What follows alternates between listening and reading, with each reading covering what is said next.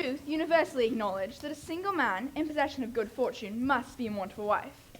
However little known the feelings or views of such a man may be upon first entering a neighborhood, this truth is so well ingrained into the minds of the surrounding families that he is considered the rightful property of someone or other of their daughters. Oh, Mr. Bennet! Mr. Bennet, have you heard that Netherfield Park is let at last? Well, do you not want to know who has taken it? As you wish to tell me, I doubt I have much say in the matter. Netherfield is taken by a young man of large fortune from the north of England. He came down on Monday to see the place and was so much delighted with it that he is to take possession before Michaelmas. What is his name? Bingley. Oh. And is he married or single? No, single, my dear, to be sure. What a fine thing for our girls.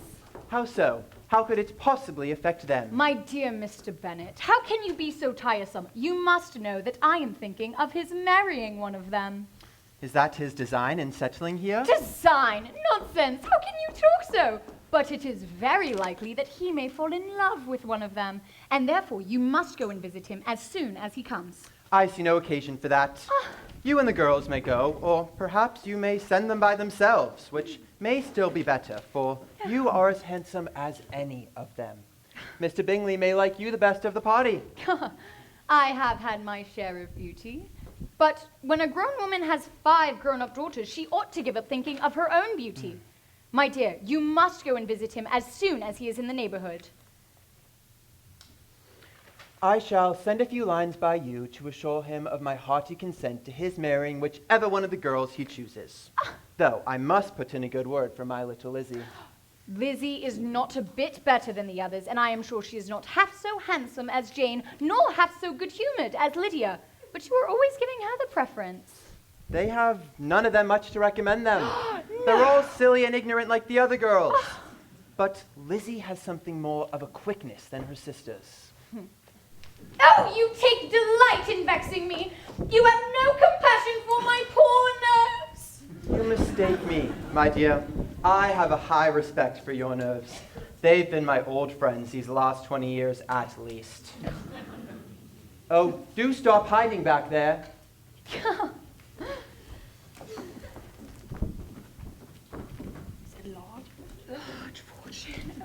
I hope Mr. Bingley will like your hat, Lizzie. We are not in a way to know what Mr. Bingley likes, as we are not to visit. But you forget, Mamma, that we were to meet him at the assemblies, and that Mrs. Long promised to introduce us to him. I don't believe Mrs. Long will do any such thing. She has 2 nieces of her own. She is a selfish, hypocritical woman, and I have no opinion of her. No more have I, and I'm glad to find that you do not depend upon her serving you. Oh, don't keep coughing up so, Kitty. Have a little compassion on my nerves. You tear them to pieces. Oh, I do not cough for my own amusement. When is the next ball to be? Tomorrow! Oh, no! Ah, so it is, and Mrs. Long does not come back until the night before, so it will be impossible for her to introduce us to him, as she will not know him herself. Then how will we introduce to Mr. Bingley? I am sick of Mr. Bingley! Oh, well, I am very sorry to hear that, but why did you not tell me before? Had I known as much this morning, I certainly would not have arranged to meet Mr. Bingley this very afternoon.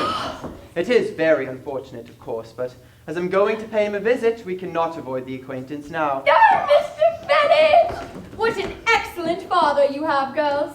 Lydia? Yes, Mamma? Though you are the youngest, I dare say Mr. Bingley will dance with you at the next ball. If Mrs. Bennet could but see one of her daughters happily settled at Netherfield, and the others equally well married, well, she should have nothing else to wish for.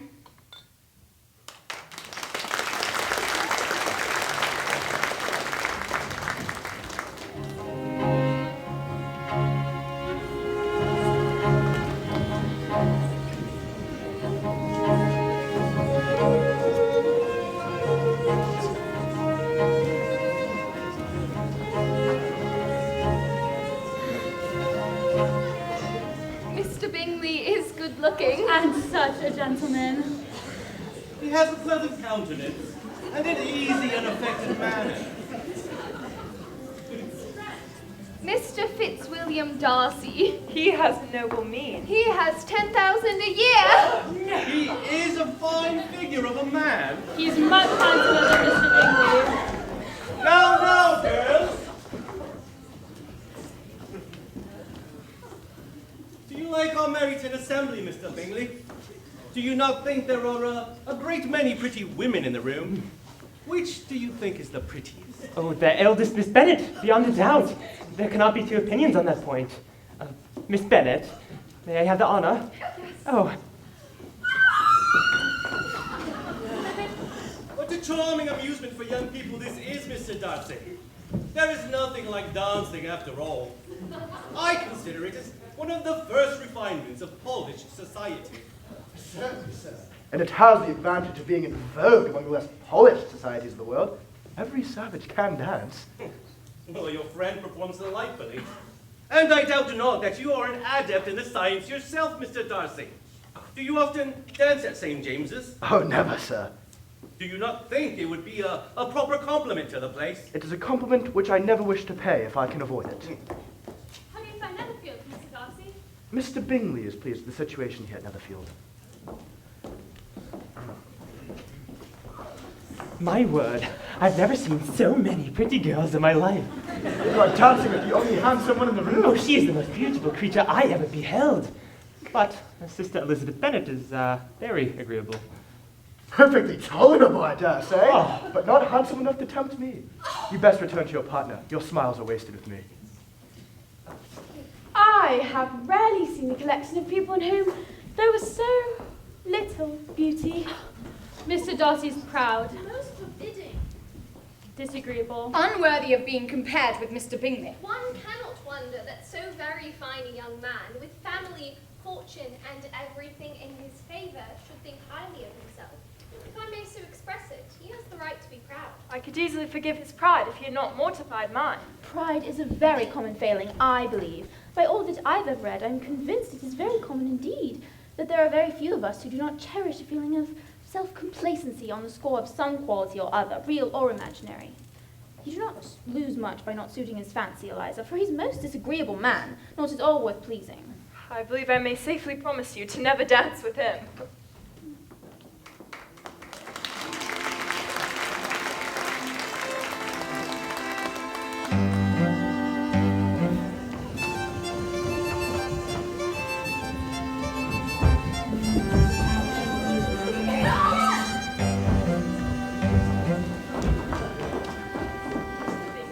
It's just what a young man ought to be. Kind, sensible, good-humored.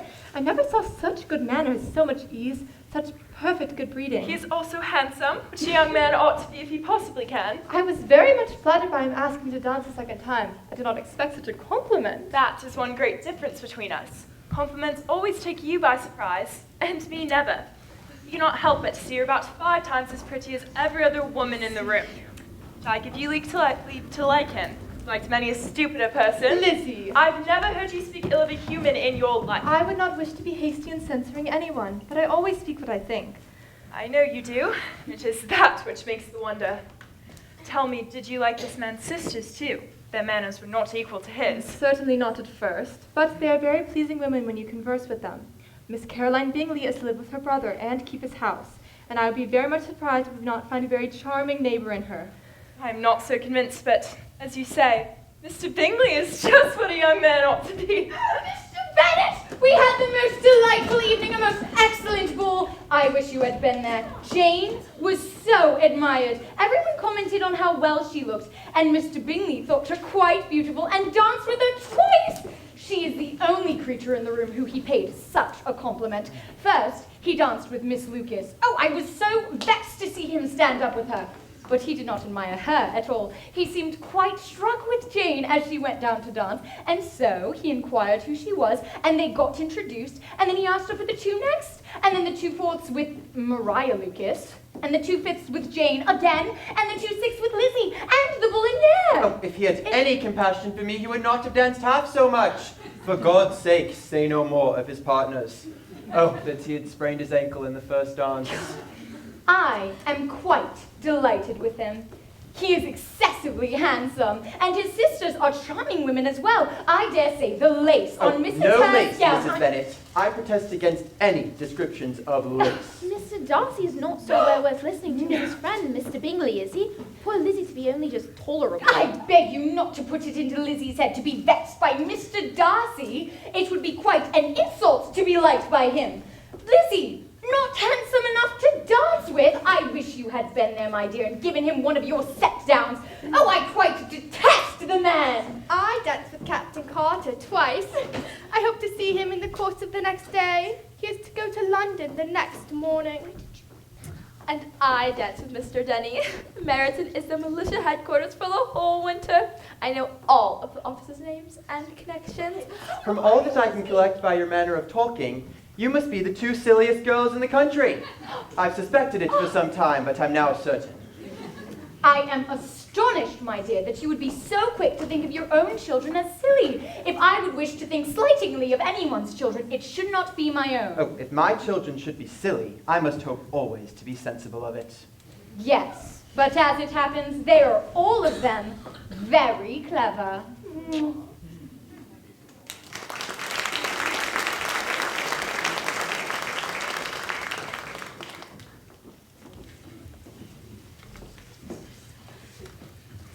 Miss Bennet, ma'am, from Netherfield Hall. Oh, well, Jane, what does it say? Who is it from, and what does it say? Make haste and tell us, make haste, my love. It is from Miss Caroline Bingley. Good. My dear friend, if you are not so compassionate as to dine today with Louisa and me, we shall be in danger of hating each other for the rest of our lives. For a whole day's tete-a-tete between two women can never end without a quarrel. Come as soon as you can on receipt of this. My brother is to dine with the officers. Oh. With the officers? I wonder my Aunt Mrs. Long did not warn us of Mr. Bingley dining with the officers. Yes, dining out. That is very unlucky. May I have the carriage? No, you will go on horseback. Horseback? Yes, because it seems likely to rain, and then you must stay all night. It's going to be fine, my darling.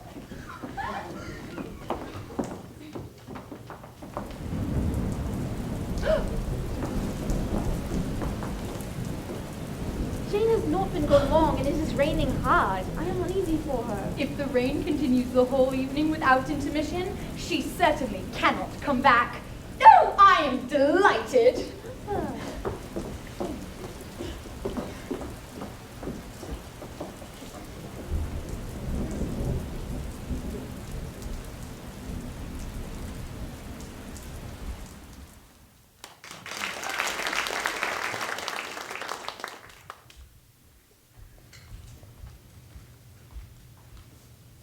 Miss Lizzie, good morning. A letter from Netherfield. Thank you, Mrs. Hill.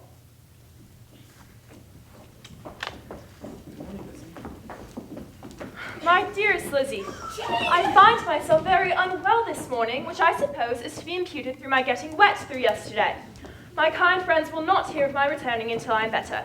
They also insist on my seeing Dr. Jones, so don't be alarmed if you have heard he has been to me. Excepting a sore throat, a headache, and a fever, there is not much more the matter with me. Yours, Jane. Well, my dear, if your daughter does die, it'll be a comfort to know it was all in pursuit of Mr. Bingley. I am not afraid of Jane dying. People do not die from trifling colds. I will go to Jane. The carriage is not to be had. Is this a hint to me, Lizzie, to send for the horses? No, I do Bennet. not wish to avoid the walk. It is only 3 miles. The distance is nothing when you have a motive. While I admire the activity of your benevolence, every impulse of feeling should be guided by reason, and in my opinion, exertion should always be in proportion to what is required. You will not be fit to be seen when you get there. I will be very fit to see Jane, which is all that I want. I will be back at dinner.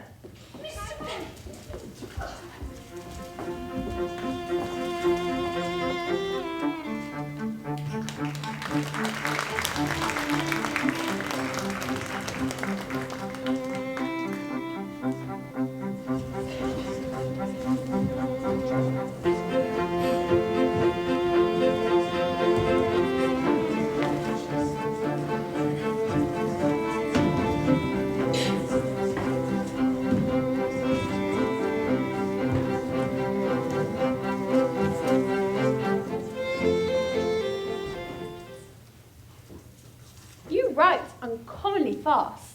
You are mistaken. I write rather slowly. How many letters you must have occasion to write in the course of a year? Letters of business, too. How odious I should think them. It is fortunate, then, that they fall to my lot instead of yours. Pray, tell your sister that I long to see her. I've already told her so once at your request. It seems you do not like your pen. Let me mend it for you. I mend pens remarkably well. Thank you, but I always mend my own. Miss Elizabeth Bennet.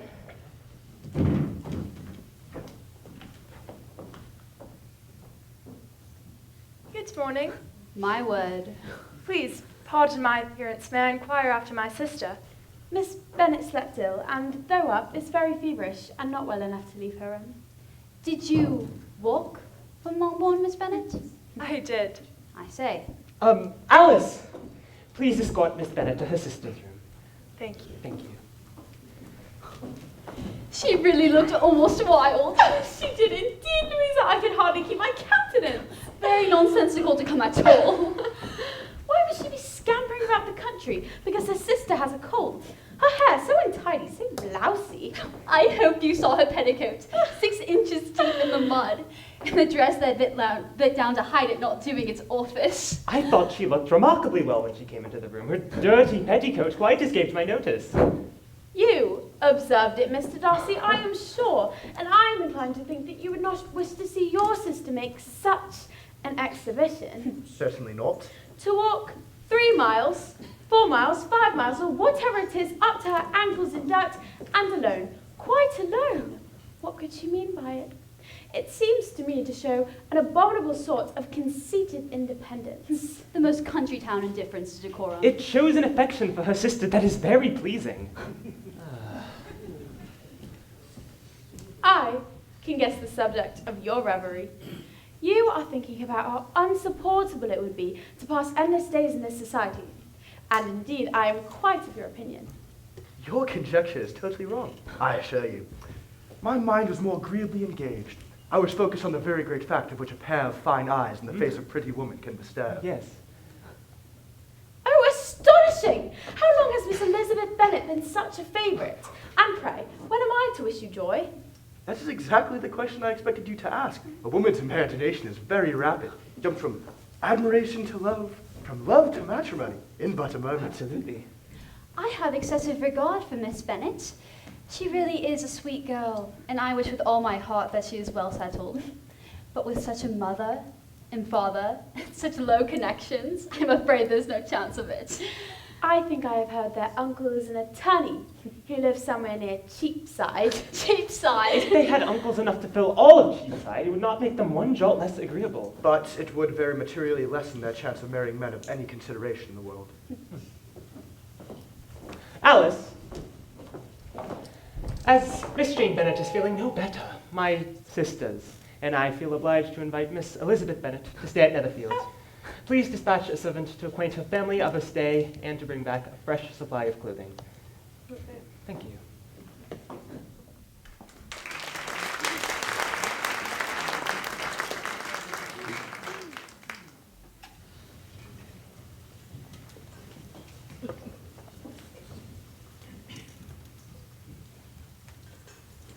Do you prefer reading to cards, Miss Bennet? That is rather singular. Miss Eliza Bennet despises cards. She is a great reader and takes pleasure in nothing else. I deserve neither such praise nor such censure. I'm not a great reader, and I have pleasure in many things. In nursing your sister, I am sure it gives you great pleasure, and I hope it will soon be increased by seeing her quite well. Thank you. Yes. I wish my library were larger for your benefit and my own credit.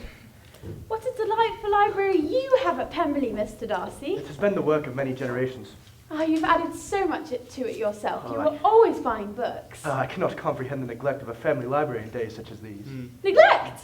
I am sure you neglect nothing that can add to the beauties of that noble place. Is Miss Darcy grown much since the spring? She is now about the height of Miss Elizabeth Bennet, or rather shorter. How I long to see her again! I never met with anybody who delighted me so much. Such a countenance, such manners, and so extremely accomplished for her age. Her performance on the pianoforte is exquisite. It is amazing how young ladies can have the patience to be so very accomplished, as they all are. All young ladies accomplished? My dear Charles, what do you mean? Yes, all of them. I am sure I never heard a young lady spoken of for the first time without being informed that she was very accomplished. I cannot boast of knowing more than half a dozen in the whole range of my acquaintances who are really accomplished. Exactly. A young lady must have thorough knowledge of the arts, drawing, painting, and the modern languages to deserve the word. And besides all this, she must have a certain something in her air, her manner of walking, the tone of her voice, her address and expressions, or the word will be but half deserved. To all this, she must yet add something more substantial, the improvement of her mind by extensive reading.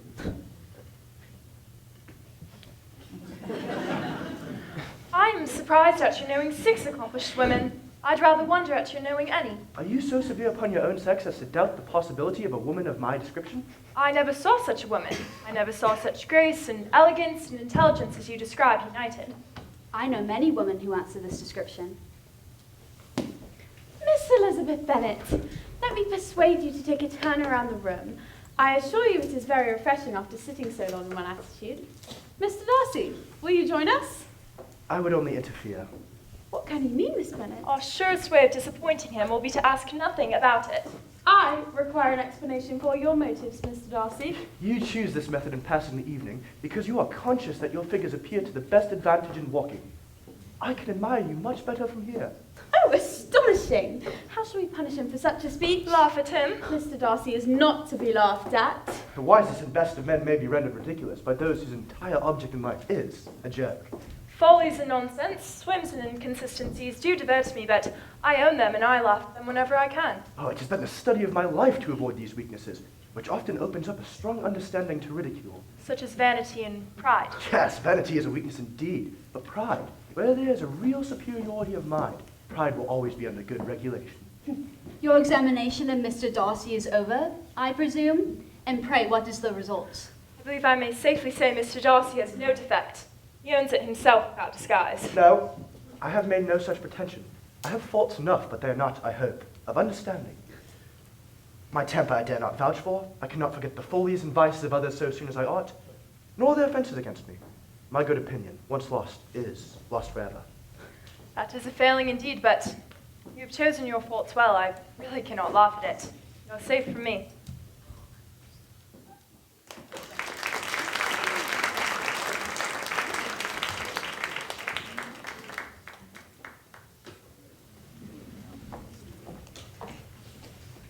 At Miss Elizabeth Bennet's request, Mrs. Bennet has visited Miss Jane Bennet, sir, and she would like an audience with you. Thank you, Alice. Thank you so much for taking good care of Jane and for troubling yourself with Lizzie. If it were not for such good friends, I do not know what would become of her, for she is very ill indeed and suffers a vast deal, though with the greatest patience in the world, for she is the sweetest temper I have ever met with. I have given the housekeeper instruction that every attention be paid to Miss Jane Bennet and her sister. Mr. And as Bingley, well- I must remind you of your promise upon first entering the country to hold a ball at Netherfield. It would be a most shameful thing if you did not keep your promise. I am perfectly ready to keep my engagement, I assure you. And when your sister is feeling better, you shall, if you please, in the very day of the ball. But you shall not wish to be dancing when your sister is ill. Yes, it would be much better to wait until Jane was well. Exactly.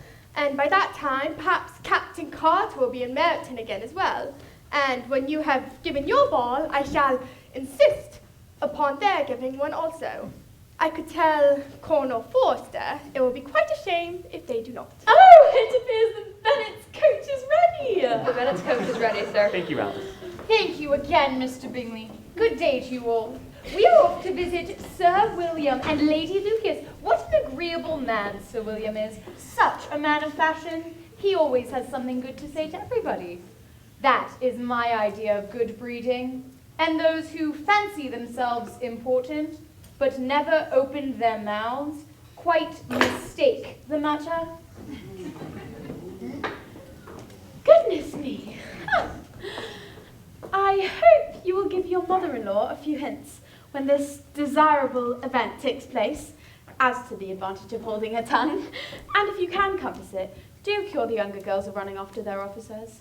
And if I mention so delicate a subject, endeavour to check that little something bordering on conceit and impertinence which your lady possesses. Do you have anything else to suggest for my domestic felicity? Oh yes, hang the portraits of your uncle and aunt Phillips in the gallery at Pemberley. Put them next to those of your great uncle the judge. They are in the same profession, you know, only different lines. As for your Elizabeth's picture, you must not have it taken.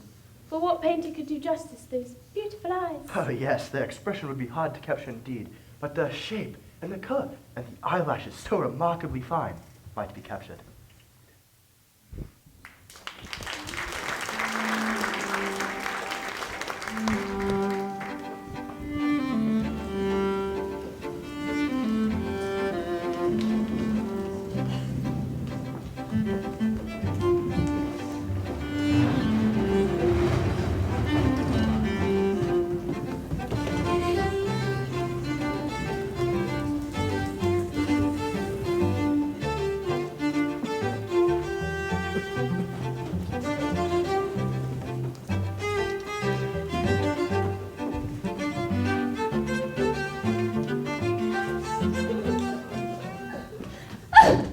It was flogged. Does anyone know why? Probably for flirting with Lydia. I'm glad you all come back, Lizzie and Jane. The evening conversation had lost much of its animation and almost all of its sense by your absence. I hope, my dear, that you have ordered a good dinner for tonight, for I have reason to expect an addition to our family party. Who do you mean, my dear? The person of whom I speak is a gentleman and a stranger. Colonel Foster! Captain Danny, Captain Connor! It is Mr. Bingley, I am sure of it. Well, I'm very sure I shall be very happy to see Mr. Bingley. Lydia, ring for Mrs. Hill at this very It moment. is I not must talk to her. Mr. Bingley. The person of whom I speak is someone who I never saw over the whole course of my life. About a month ago, I received this letter, and about a fortnight ago I answered it, for I thought it a case of some delicacy and requiring early attention.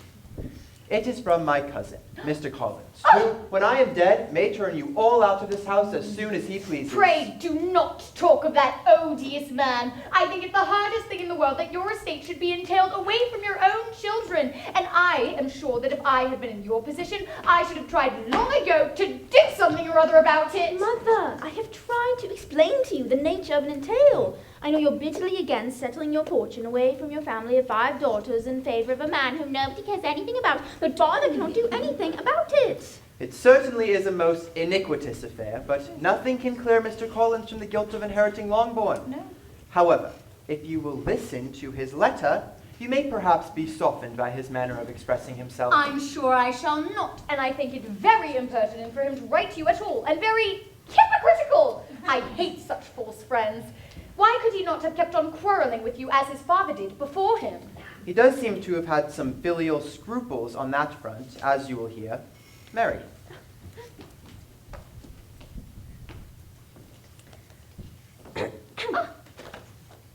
Hunsford, near Westerham, Kent, 15th of October. Dear Sir, the disagreement subsisting between yourself and my late honoured father always gave me much uneasiness. Since I've had the misfortune to lose him, I have frequently wished to heal the breach. Having received ordination at Easter, I have been so fortunate as to be distinguished by the patronage of the Right Honourable Lady Catherine de Bourgh, widow of Sir Louis de Bourgh, whose bounty and beneficence has preferred me to the valuable rectory of this parish, where it shall be my earnest endeavour to demean myself with grateful respect towards her ladyship, and be ever ready to perform those rites and ceremonies which are instituted by the Church of England. As a clergyman, I feel it is my duty to promote and establish the blessings of peace in all families. And on these grounds, I flatter myself that my present overtures are highly commendable, and that the circumstances of my being next in the entail of Longbourn estate will be kindly overlooked on your side, and not lead you to reject the offered olive branch.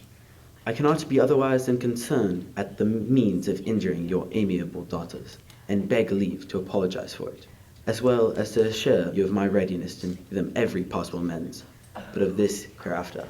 I remain, dear sir, with respectful compliments to your lady and daughters, your well-wisher and friend, William Collins. In point of composition, the letter does not seem defective. Perhaps there is an air of pompousness in his style. Perhaps the idea of the offered olive branch is not wholly new. Yet, I think it is well expressed. If he is disposed to make our daughters any amends, I shall not be the one to discourage him.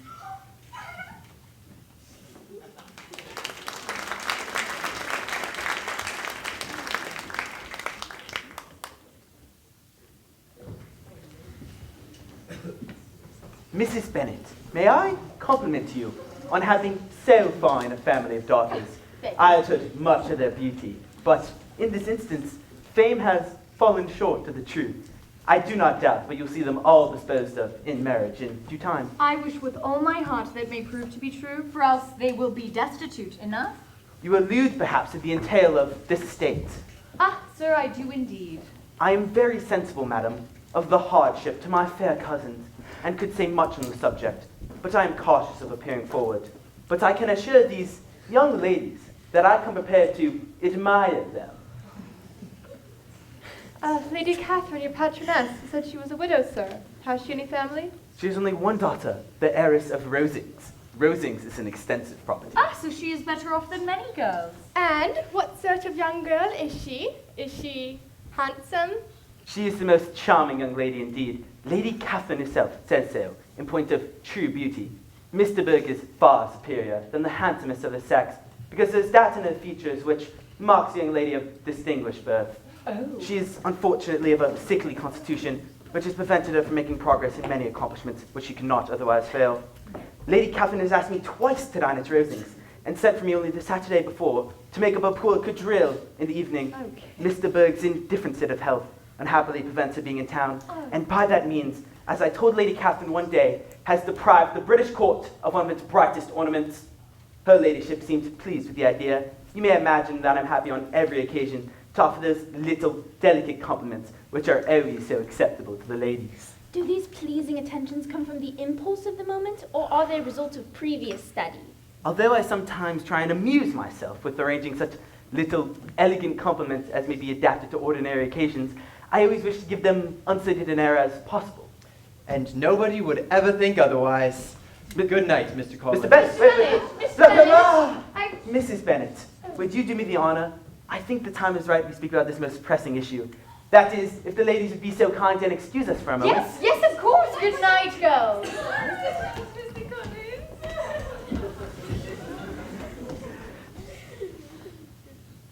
As you know, I have a very particular and fortunate relationship with Lady Catherine de Bourgh. Yes. I value her advice above all else.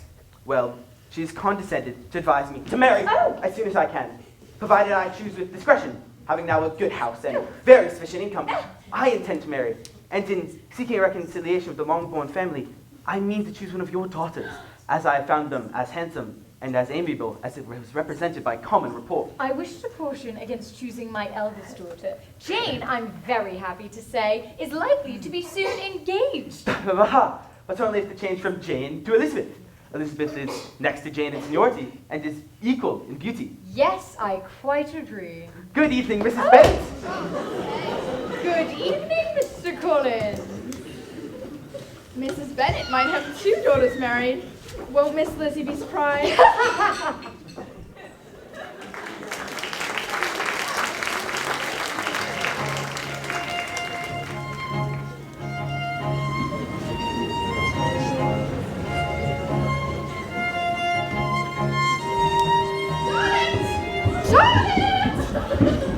Charlotte, do slow down, please. Are you going to introduce us to your friend? Indeed. We have just been introduced. Mr. Wickham, may I introduce you to my friends? Of course. Mr. Wickham has just come from town and has accepted, I am happy to say, a commission in the regiment. Mr. Wickham, this is Miss Bennet, Miss Elizabeth Bennet, Miss Catherine Bennet, Miss Mary Bennet, and Miss Lydia Bennet.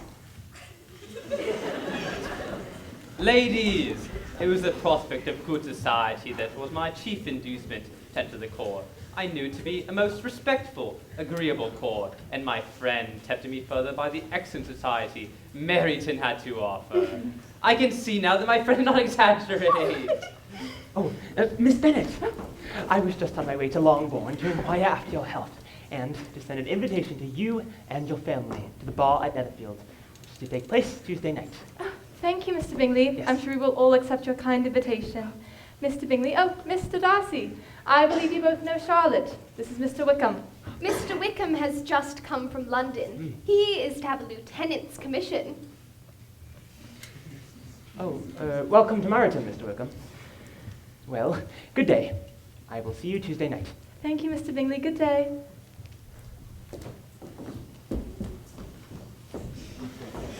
How long has Mr. Darcy been staying in Netherfield? Do you know? About a month. He is a man of very large fortune in Derbyshire. Yes, his estate there is a noble one. A clear 10,000 per annum. In fact, you could not met with a person more capable of giving you certain information on that head than myself. For I have been connected with his family in a particular manner since infancy. You may well be surprised at such an assertion after seeing the very cold manner of our meeting. Are you much acquainted with Mr. Darcy? He is not at all liked in Hertfordshire. Everyone is disgusted with his pride. You will not find him favorably spoken of by anyone, not just me. Is he likely to be in the country much longer? Well, we have heard nothing of his going away. I hope your plans will not be affected by his being in the neighborhood. Oh, no! It is not for me to be driven away by Mr. Darcy. If he wishes to avoid seeing me, he must go. We are not on friendly terms, and it always gives me a real pain to see him. But I've never reason for avoiding him. A military life is not what I was intended for, but circumstances have now made it eligible. The church ought to have been my profession. I was brought up for the church, and I should at this time been in possession of a most valuable living, had it pleased the gentleman we were speaking of just now. Yes, late Mr. Darcy bequeathed to me the next presentation of the best living in his gift. He was my godfather, and excessively attached to me. I cannot do justice to his kindness. He meant to provide for me amply, and thought he'd done it. But when the living failed, it was given elsewhere. Oh, good heavens! How could that be? Why did you not seek legal redress? There was just such an informality in the terms of the request as to give me no hope from law. A man of honor could not have doubted the intention, but Mr. Darcy chose to doubt it. Certain it is that the living became vacant 2 years ago, exactly as I was an age to have it, and it was given to another man. And no less certain is it that I cannot accuse myself of having really done anything to deserve to lose it. But what could have been his motive? What could have induced him to behave so cruelly? Had the late Mr. Darcy liked me less, his son might have borne with me better, but his father's uncommon attachment to me irritated him, I believe, very early on in life. He had not the temper to bear the sort of competition in which we stood, the sort of preference which was often given me. I do remember him boasting about the implacability of his resentments, Yes. of his having an unforgiving temper. Almost all of Mr. Darcy's actions may be traced to pride. Pride has often been his best friend. And what sort of girl is Miss Darcy? I wish I could call her amiable. It gives me a real pain to speak ill of a Darcy. But she is too much like her brother. Very, very proud. Well, good day, ladies. A pleasure to have met you. Bye. Jane? What's Jane? How could Mr. Bingley, who I do believe is truly amiable, be in friendship with such a man? How can they suit each other? They have both been deceived in some way or other, which we can form no idea. Oh, laugh as you choose, you will not laugh me out of my opinion. My dear Lizzie, think how disgraceful a light it places Mr. Darcy to treat his father's favourite in such a manner, when his father promised to provide for. Can his closest friends be so excessively deceived? I can much more easily believe Mr. Bingley's being imposed on than that Mr. Wickham should invent such a history of himself as he gave me. If it not be so, let Mr. Darcy contradict it.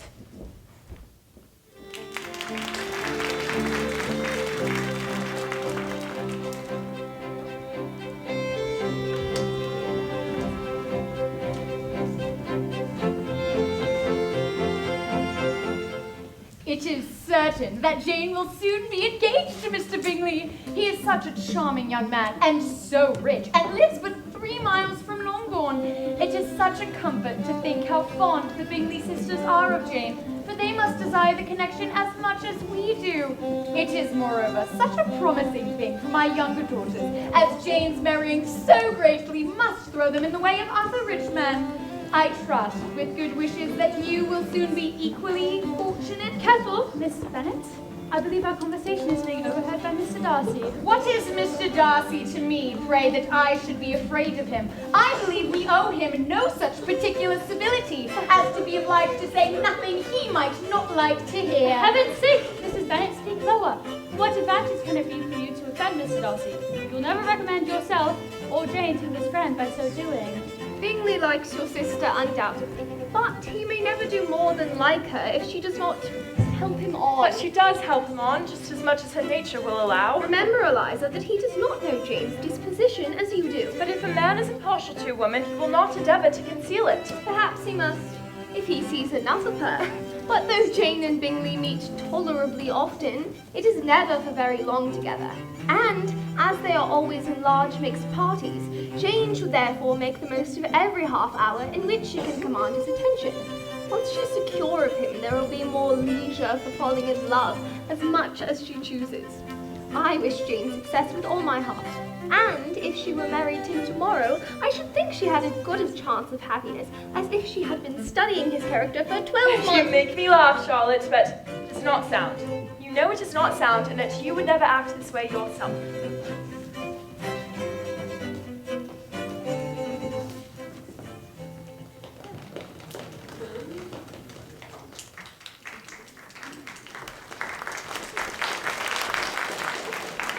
I have looked in vain for Mr. Wickham among the redcoats clustered.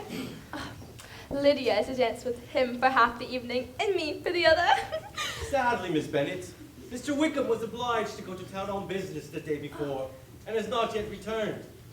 Did Mr. Bingley purposely make an invitation to Mr. Darcy, to Mr. Wickham, because of Mr. Darcy? No, but I do not imagine his business would have come away just now, if he had not wanted to avoid a certain gentleman here. Miss Kitty, may I have the next dance? It is my intention, If I may be so bold, to remain close to you throughout the evening, Miss Elizabeth. You may have the next dance, Miss Elizabeth. You may. Huh?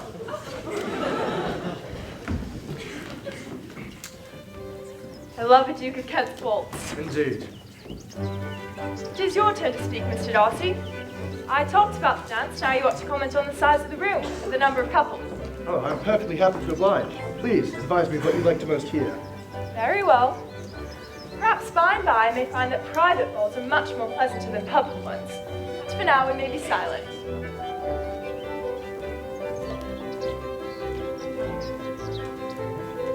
Do you talk then by rule while you are dancing? One must speak a little, you know. Look odd to be entirely silent, and yet the advantage of some conversation ought to be so arranged that one might have the trouble of speaking as little as possible. Are you consulting your own feelings in the present, or do you imagine you are gratifying mine? Both. For I've always seen a great similarity in the turn of our minds. We have both been unsocial, taciturn disposition, unwilling to speak unless we are to say something that will amaze the whole room, and be handed down in posterity with the lack of a proverb. This is a striking resemblance of your character. How near it may be to mine, I cannot pretend to say. You find it a faithful portrait, undoubtedly. I must not decide on my own performance. When we first met the other day, we had just been forming of a new acquaintance. Mr. Wickham is so blessed in his happy manners in meeting friends, but that he is equally capable of retaining them is less certain. He has been so unlucky as to lose your friendship, in a manner which he is likely to suffer from all of his life. I remember hearing you say, Mr. Darcy, that your resentment once created was unappeasable. You are very cautious, I suppose, as to its being created. I am. And never allow yourself to be blinded by prejudice. I hope not. Very well. It is particularly incumbent on those who never change their opinion to be secure of judging properly first. May I ask to what these questions tend? Merely to the illustration of your character. I'm trying to make it out. And pray, what is your success? I do not get on at all. I hear such different accounts of you as to puzzle me exceedingly. I may readily believe that reports may vary in great respects to my character, and I may ask that you are not to sketch it at the present moment, as it may not reflect upon my performance. If I do not take your likeness now, I may never have another opportunity.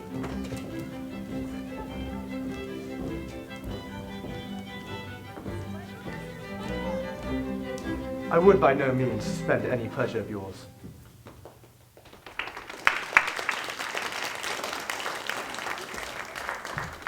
I have found out, by singular accident, that there is now, in this room, a near relation of my patroness. Who would have thought of my meeting with perhaps a nephew of Lady Catherine de Bourgh in this assembly? I am most thankful the discovery is made in time for me to pay my respects to him, which I am now going to do, and trust you will forgive my not having done it before. My total ignorance of the connection must plead my apology. You are not going to introduce yourself to Mr. Darcy. Indeed I am. I shall entreat his pardon for not having done so earlier. I believe him to be Lady Catherine's nephew. It will be in my power to assure him that she was quite well yesterday tonight. Mr. Darcy! Mr. Darcy! Mr. Darcy! So, Miss Eliza, I hear you were quite delighted with George Wickham. Your sister has been talking to me about him, asking me 1,000 questions, and it seems that the young man quite forgot to tell you, among his other communications, that he is the son of old Wickham, the late Mr. Darcy's steward.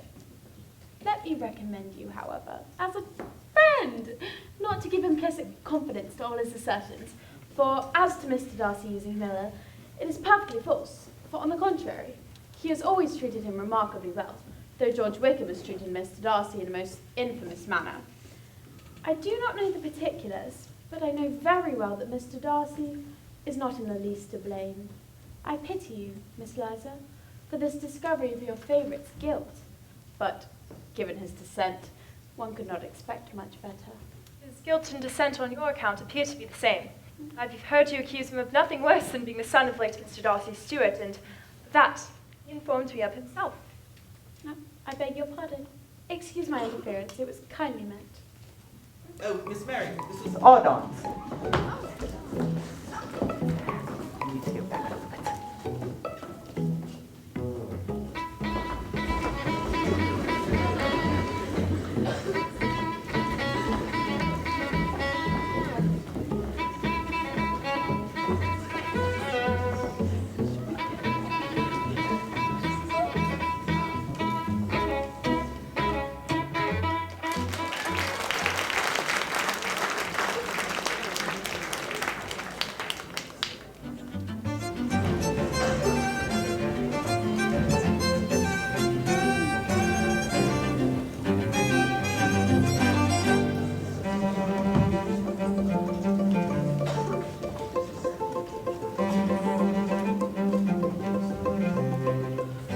May I hope, madam, for your interest with your fair daughter, Elizabeth, when I solicit for the honour of a private audience with her over the course of the evening? Yes, Mr. Collins can have nothing to say that anybody need not hear. I'm going away myself. No, I insist upon you staying and hearing Mr. Collins.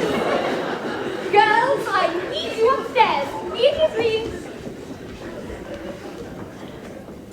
You can hardly doubt the purport of my discourse. However, your natural delicacy may lead you to dissemble. My intentions have been too marked to be mistaken.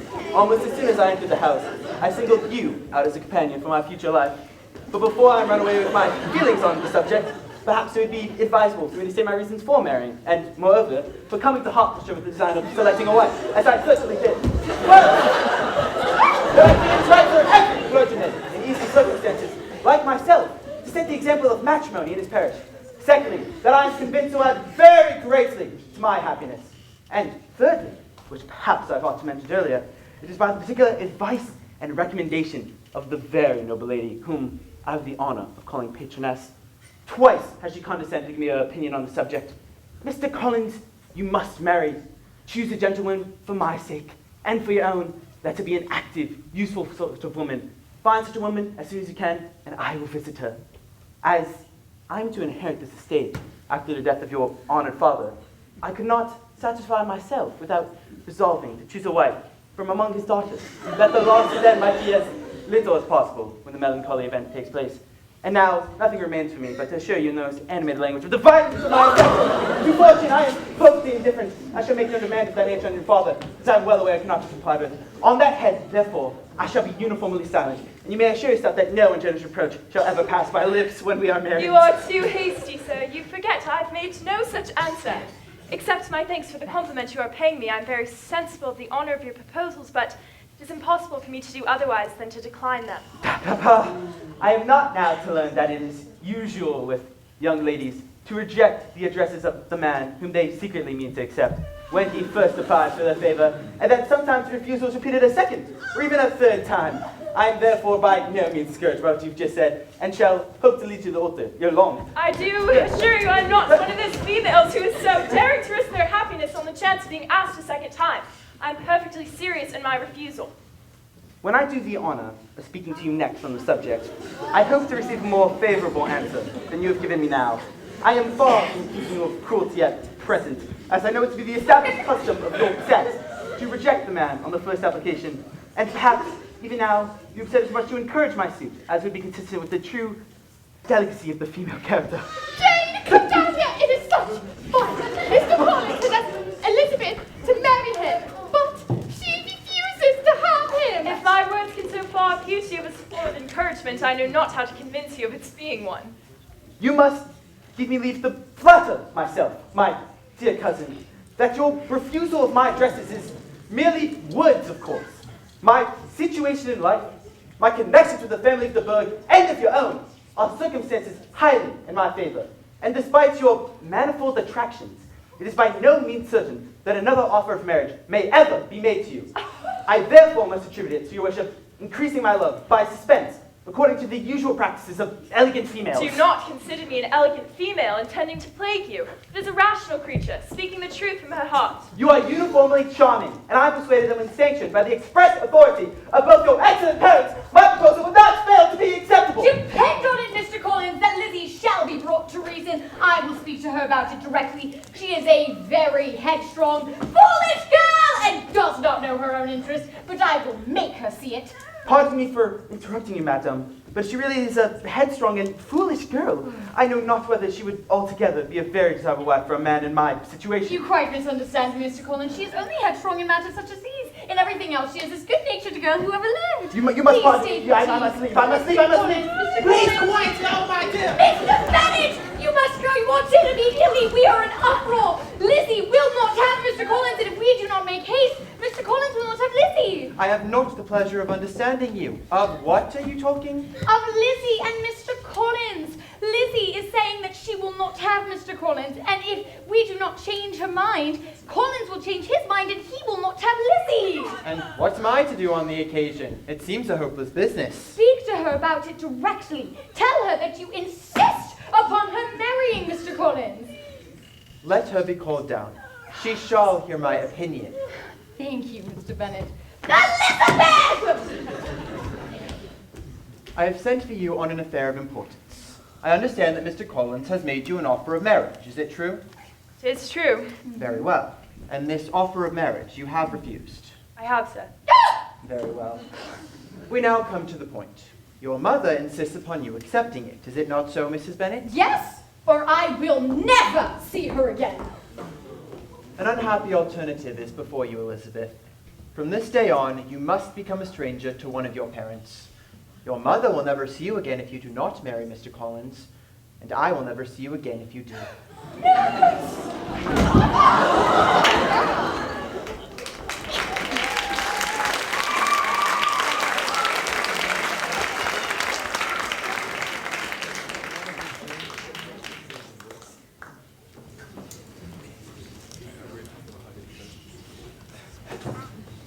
I would like to thank you, Charlotte, for so kindly taking in poor Mr. Collins. Listening to him all day must make you very tired. This was very amiable. It keeps him in good humor, and I am more obliged to you than I can express. I am sure that my satisfaction in being useful may amply repay the little sacrifice. In fact, I have come to speak with you on a matter that concerns Mr. Collins and myself. This morning I perceived him from an upper window as he walked towards the house, and instantly set out to meet him in the lane. I received a letter from Miss Caroline Bingley. Oh, hello, Charlotte. Good afternoon. Good afternoon. I've received a letter from Miss Caroline Bingley. The whole party has left Netherfield by this time and are headed into town, and without any intention of coming back again. You shall hear what Caroline writes. Dear Jane, I do not pretend to regret anything I shall leave in Hertfordshire, except your society, my dearest friend. But we will hope at some future period to enjoy many returns of that delightful intercourse we have known, and in the meanwhile may lessen the pain of separation by a very frequent and most unreserved correspondence. I depend on you for that.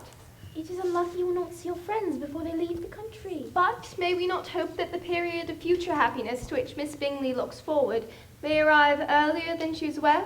That the delightful intercourse you two have known as friends will be renewed with yet greater satisfaction as sisters. Caroline decidedly says that none of the party will return to Hertfordshire. It must be his own doing. He is his own master. But you do not know all. I will read you the part which particularly hurts me. Mr. Darcy is impatient to see his sister, and to confess the truth, we are scarcely less eager to meet her again. I really do not think Georgiana Darcy has her equal for beauty, elegance, and accomplishments, and the affection she inspires in Louisa and myself is heightened into something still more interesting, from the hope we dare entertain of her being hereafter our sister. Is it not clear enough? Does not expressly declare that Caroline neither wishes nor expects me to be her sister, that she is perfectly convinced of the indifference that Bingley feels towards me, and that if she suspects the nature of my feelings towards him, she means most kindly to put me on my guard? Can there be any other opinion on the subject? There can, for mine is completely different. Will you hear it? Most willingly. Miss Bingley sees that her brother is in love with you and wants him to marry Miss Darcy. No one who has ever seen you two together can doubt his affection. Could Miss Bingley see half as much love as she did for herself, she would have ordered her wedding clothes. She is the more anxious to get Miss Darcy for her brother from the notion that when there has been one intermarriage, she may have less trouble in achieving a second. My dearest Jane, you cannot seriously believe that because Miss Bingley tells you her brother is in love with Miss Darcy, that he is in the slightest bit less sensible of your merit than when he took leave of you on Tuesday, or that it is at all in her power to convince him that, instead of being in love with you, he is very much in love with her friend. Caroline is incapable of willfully deceiving anyone, and all I can hope in this case is that she is deceiving herself. Go to Aunt and Uncle Gardner in London this winter. Let it be known you are there, and I am sure he will come to you. A sensible solution. Yes, all right. I'm sorry, Charlotte, I interrupted you. You were telling Elizabeth. I came to speak with you on a matter that concerns Mr. Collins and myself. This morning, Mr. Collins hastened to Lucas Lodge to entreat me to name the day that was to make him the happiest of men. Engaged to Mr. Collins? Impossible! Why should you be surprised, my dear Eliza? Do you think it incredible that Mr. Collins should be able to procure any woman's good opinion because he was not so happy as to succeed with you? I am not romantic, you know. I never was. I ask only a comfortable home. And given Mr. Collins's character, connection, and situation in life, I am convinced that my chances of happiness are as fair as most people can boast upon entering the marriage state. Mr. Collins' circumstances make this a most eligible match. Congratulations, Charlotte. I rate his abilities much higher than that of my sisters. There is a solidity in his reflection which has often struck me. And while he is by no means as clever as myself, I think if encouraged to read and to improve himself, he will become a very agreeable companion for you, Charlotte. Congratulations, Charlotte. I shall depend upon hearing from you very often. We shall often meet, I hope, in Hertfordshire. I am not likely to leave Kent for some time. Promise me, therefore, come to Hunsford. I promise. Jane, your aunt has invited you to town this winter. I will accept my aunt's kind invitation. Lydia, tell Lizzie that her aunt also invites her and her uncle on a tour of the lake. Lydia, tell mother that I accept. What do you think Mr. Collins has not done this morning? He's proposed to Charlotte Lucas! Charlotte Lucas!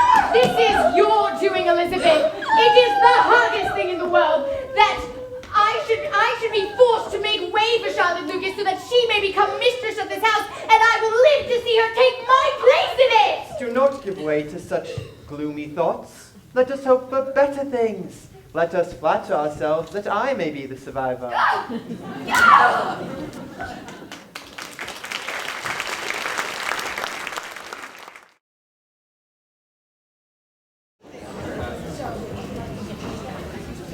Miss Jane Bennett. Thank you, Alice. Jane! Caroline, I did not know you were in London. I've been in London a few days, a week really. As long as that, and you never wrote to me to let me know. I wish you would let me know you were coming to London, as I would have invited you to join in on some of the festivities we've been enjoying. My letter didn't reach you. Your letter? Oh, I know. I never received your letter. I understand now. Of course you wrote to me. You were always the pinnacle of propriety. I'm sorry, your letter must have been lost. I wish I'd known you were coming today, as I don't have a great deal of time. Another cup, please, Alice. I'll play mother, shall I? Do you take milk or sugar? Neither. Oh, Miss Bennett. I didn't expect to see you today. Did we expect to see her today, Caroline? No, we did not. Can you imagine? Jane said she's been in London for a week now. She says she wrote, but her letter must have been lost. So you thought you just might drop by? Where are you staying? Oh, with my aunt and uncle, Mr. and Mrs. Gardner, in Cheapside. Cheapside. I remember now.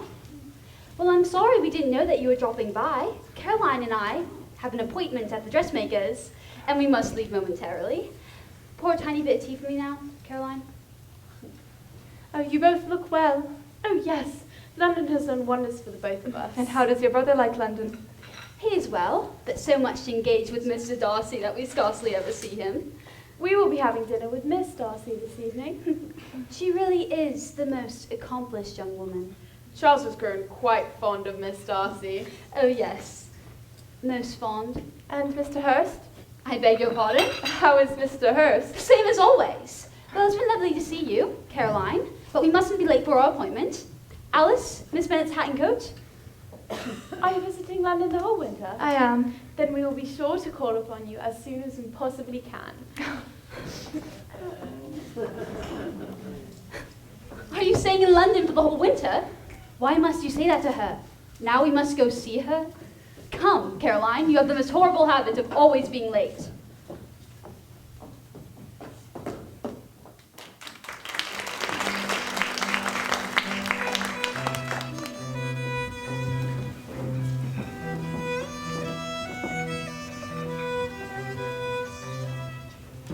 May I offer you some tea? Thank you. We have but a short time. We will be having tea with Miss Darcy. She reports to keep a splendid table. Such delicacies. Although one must guard against eating too much. Yes, a woman's figure is part of her accomplishments. We were honoured to be asked to tea with Miss Darcy. Although not surprised, our brother and Miss Darcy are scarcely apart. She feels like family already. And how is your brother? He is well, but we scarcely ever see him. He is always with the Darcys. I will give him my regards. Of course. Is this your first time having tea with Miss Darcy? Yes. I haven't heard any report of her table, any report of her at all, other than yours. Is she a little young, yet to be out in society? No, Mr. Darcy has not yet chosen to have his sister out in society. I want to attend her debut ball. It will be a splendor itself. Although we hope the means for her to be presented to society will be more of a formality and less of a means to attract a suitor. Our brother and Miss Darcy are scarcely apart. Our brother has decided not to return to Netherfield this winter. He is thinking of giving up the house. He will spend the spring at Pemberley. Well, it's been lovely to meet you, Miss Gardner. Your house is so quaint. Yes, we mustn't be late. I always find that being late is an indication of insufferable rudeness. Nice to meet you, Mrs. Gardner. Miss Bennet? Lovely to meet you both. Good day. I can no longer be blind to Mr. Bingley's inattentions. Jane. He may live in my memory as the most amiable man of my acquaintance, but that is all. I have nothing to hope, nothing to fear, and nothing to reproach him with. Thank God I have not that pain. And I have this comfort. It's been nothing more than an error of fancy on my side and has done no harm to anyone but myself. Women often fancy admiration means much more than it does. It's often our own vanity that deceives us. And men should take care that their attention is not subject to misunderstanding. I would not wish to consider myself intentionally injured. I'm far from attributing any part of Mr. Bingley's conduct to intentional injury. But without meaning to do wrong or to make others unhappy, there may be error and there may be misery. Thoughtlessness, want of attention to other people's feelings, and want of resolution will do the business. And do you impute it to either of those? I'm not certain who is being thoughtless. You insisted on supposing his sister's influence on him. Yes. But why should they try to influence him? They should only wish his happiness. And if he's attached to me, no other woman can secure it. They may wish for many things besides his happiness. They may wish for his increase of wealth and consequence. They may wish for him to marry a girl with all the importance of money and great connections. Beyond a doubt, they do wish him to marry Miss Darcy. But it may be for better reasons than you are supposing. They have known her much longer than they have known me. No wonder they love her better. Whatever may be their intentions, if they truly believe him attached to you, they should not try to part you.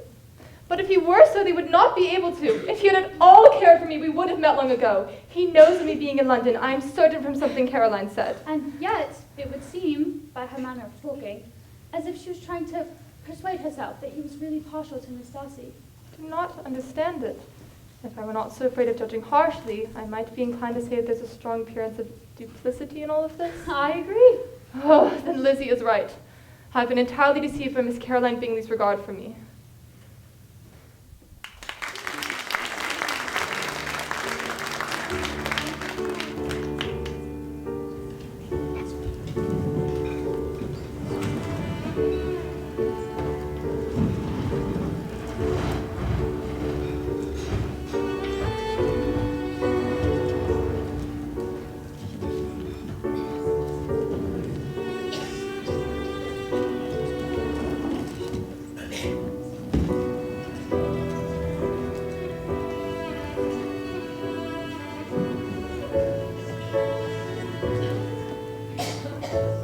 Do not make yourself uneasy, my dear cousin, of your apparel.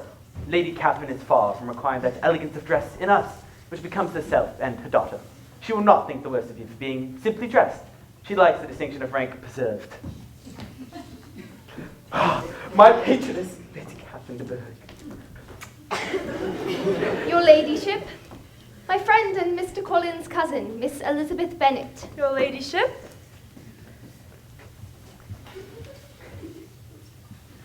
Your ladyship, is Miss de Bourgh not joining us this evening?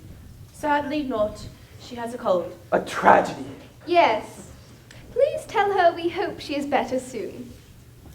It was very kind of you to ask us to dine, Lady Catherine. Mr. Darcy! Oh, Darcy! What an honor, sir. Mr. Darcy. Miss Bennet. You know my nephew. I had the pleasure of meeting Miss Bennet in Netherfield while in Hertfordshire. Miss Bennet, would you allow me to introduce my cousin, Colonel Fitzwilliam? How do you do? Very well, thank you. I trust your family as well? Very well, thank you. My eldest sister is currently in London. Did you happen to see her there? Unfortunately, no. Do you play and sing, Miss Bennet? A little. Sometime or other we shall be happy to hear you. Do you draw? Not at all. I suppose you had no opportunity. Your mother should have taken you to London every spring for the benefit of the masters. My mother would have had no objection, but my father hates London. Has your governess left you? We hadn't had any governess. What? No governess? 5 daughters raised in a home with no governess. I never heard of such a thing. Oh, your mother must have been quite a slave to your education. Without a governess, you must have been neglected. We had all the masters necessary, and we were always encouraged to read. Those who chose to be idle certainly might. Ah, but that is what a governess would prevent. And if I had known your mother, I should have advised her most strenuously to engage one. I always say that nothing is to be done in education without steady and regular instruction, and nobody but a governess is to give it. It is wonderful how many families I have been the means of supplying in such way. I am always glad to see a young person well placed out. Are any of your sisters out, Miss Bennet? Yes, ma'am, all. All? What, all 5 at once? Very odd. And you only the second. The youngest out before the eldest are married. Your younger sisters must be very young. My youngest is not 16. Perhaps I always thought it would be hard upon my younger sisters to not have their share of society and amusement just because the elder ones might not have the means or the inclination to marry early. Upon my word, you give your opinion very decidedly for such a young person. Pray, what is your age? With 3 younger sisters grown up, your ladyship can hardly expect me to own it. You cannot be more than 20, I'm sure, therefore you need not conceal your age. I'm not 1 in 20. Mr. Darcy. Oh, Miss Bennet. Oh. I believe you promised to play for us, Miss Bennet. Darcy, come sit.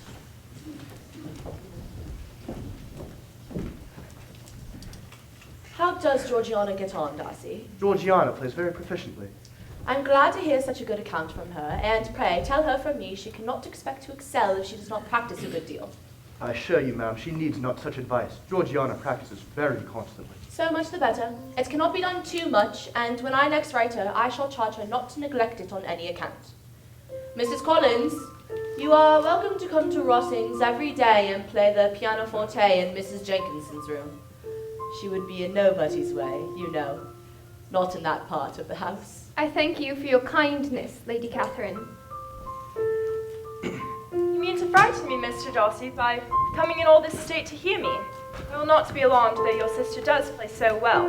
There's a stubbornness about me that is never there to be frightened at the will of others. You cannot really believe that I am trying to alarm you. I have had the pleasure of your acquaintance long enough to know that you often find a great joy in professing opinions, which in fact are not your own. Your cousin will give you a very pretty notion of me, and teach you to believe nothing I say. It is very impolitic, provoking me to retaliate, and some things may come out of shock as your relations to hear. I am not afraid of you. Pray, let me hear what you have to accuse him of. I should like to hear how he behaves in public. My first time of ever meeting him was at a ball, and at this ball, what do you think he did? He danced only 4 dances, though gentlemen were scarce, and I'm sure there's more than one young lady in need of a partner. Well, I had not at that time the honor of knowing any lady in the assembly beyond my party. Right, and no one could ever be introduced in a ballroom. Perhaps I should have judged better, had I sought an introduction, but I am ill-advised to recommend myself. Shall we ask him why a man of honor is ill-qualified to recommend himself to strangers? Well, I can answer your question without it applying to him. It is because he will not give himself the trouble. Oh, no, it's because I certainly do not have the talent which some other people possess of talking to those I have never seen before. My fingers do not move over this instrument in the masterly manner which so many women do, but I always supposed it to be my own fault, because I will never practice. What is it that you are saying? What are you talking of? What are you telling Miss Bennet? Let me hear what it is. They were speaking of music, madam. Of music? Then pray, speak aloud. It is of all subjects my delight. I must have my share in the conversation if you are speaking of music. There are few people in England, I suppose, who have more true enjoyment of music than myself, or a better natural taste. If I had ever learnt, I should have been a great proficient. So would Anne, had her health allowed her to apply. I am confident she would have performed delightfully. Miss Bennet would not play at all amiss if she had practiced more, or had the benefit of a London master. She has a good notion of fingering, though her taste is not equal to Anne's. Anne would have played delightfully if her health had allowed her to. Ah, dinner is served.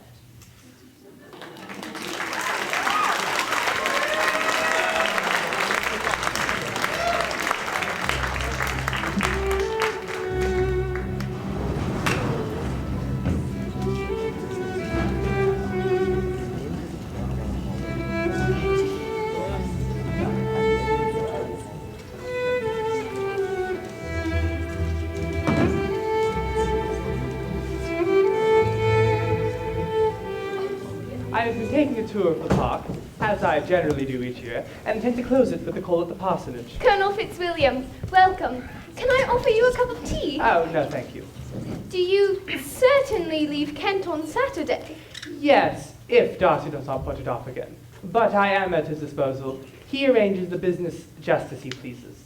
I wonder he does not marry to secure a lasting convenience of that kind. Perhaps his sister does as well for the moment, as she is under his sole care. No, that is an advantage which he must divide with me. I am joined with him under the guardianship of Miss Darcy. And as for marrying, it is the dearest wish of Lady Catherine that Rosings and Pemberley be united in marriage. Did Mr. Berg or Miss Bingley? Miss Darcy is a great favourite with some of the ladies of our acquaintance, Mrs. Hurst and Miss Bingley. I think I have heard you say you know them. I know them a little. Their brother is a gentlemanlike sort of man. From what he told me on our journey hither, I have reason to think Bingley very much indebted to him. It is a circumstance which Darcy could not wish to be greater known, for if it were to get round to the lady's family, it would be an unpleasant thing. You may depend upon our not mentioning it. Well, what he told me was merely this, that he had recently congratulated himself on having lately saved a friend from the inconveniences of a most imprudent marriage. Did Mr. Darcy give you reasons for this interference? I understand that there were some strong objections against the lady. I do not see what right Mr. Darcy had to decide on the propriety of his friend's inclination, or why upon his own judgment alone he was able to direct and determine what manner his friend was to be happy. But as we know none of the particulars, it is not fair to condemn him. It is not to be supposed that there was much affection in the case. Yes, it certainly lessens the honor of my cousin's triumph very sadly. Thank you, Mrs. Collins, for your hospitality.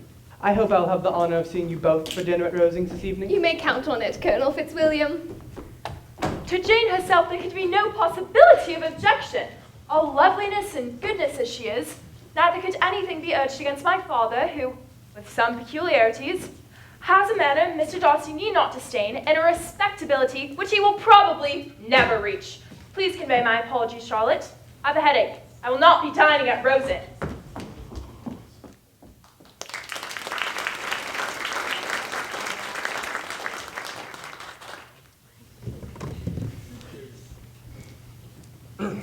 Mr. Darcy, I thought you were at dinner with Lady Catherine. In vain I have struggled, and it will not do. My feelings will not be repressed. You must allow me to tell you how ardently I admire and love you. In spite of all my endeavors, I have found it impossible to conquer my feelings for you. In confessing my feelings for you, I'm going against the wishes of my friends, my family, and my own better judgment. The situation of your mother's family, though objectionable, is nothing in comparison to the total want of propriety so frequently abandoned by her, your 3 younger sisters, and occasionally by your father. I am well aware of the family obstacles. They have long opposed my inclination to you, but I am so in love with you as to wish to marry you in spite of all my objections. I hope that now I will be rewarded with your accepting my hand in marriage. Please, consent to be my wife. I cannot. I never desired your good opinion, and you have certainly bestowed it most unwillingly. I'm sorry to have occasioned pain to anyone. And this is the response which I am to have the honor of expecting. I might wish to know as to why, and with such little endeavor at civility, I am thus rejected. I might as well inquire with such an evident desire of offending and insulting me. You chose to tell me you liked me against your will, against your reason, or even against your character. Was this not an excuse for incivility if I was uncivil? I have other provocations. Do you think that anything would be the means of tempting me to accept a man who's ruined, perhaps forever, the life of my beloved sister? You cannot deny that you've been the principal, if not the only means of dividing them from each other. I have no wish in denying that I did everything in my power to separate my friend from your sister, nor that I rejoice in my success. Towards him I have been kinder than towards myself. It is not merely this affair which my dislike has founded. Long before it had taken place, my opinion of you was decided. Your character was unfolded many months ago at the recital which I received from Mr. Wickham. What can you have to say? What imaginary act of friendship could you defend yourself? You take an eager interest in that gentleman's concerns. Those who know what his misfortunes have been could help taking an interest. Oh yes, his misfortunes have been great indeed. And of your infliction. And this is what you think of me. This is the regard in which you hold me. I thank you for explaining it so fully. According to this, my thoughts have been heavy indeed. But they might have been overlooked had not your pride been hurt by the honest confession of my scruples, which had long prevented me from forming any serious design. But disguise of any sort is my abhorrence. Could you expect me to rejoice in the inferiority of your connections, to celebrate myself upon the hope of relations so decidedly beneath my own. You are mistaken, Mr. Darcy.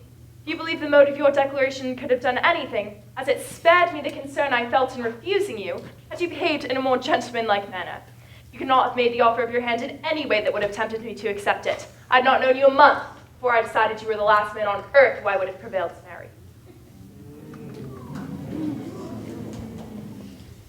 You have said quite enough, madam. I perfectly understand what your feelings are, and now have only to be ashamed of what my own have been. Please forgive me for taking up so much of your time, and please accept my wishes for your best health and happiness.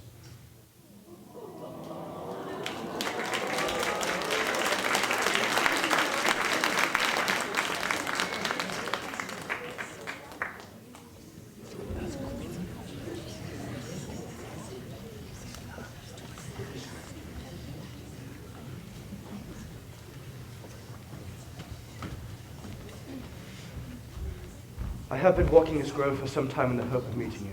Would you do me the honor of reading this letter? I will.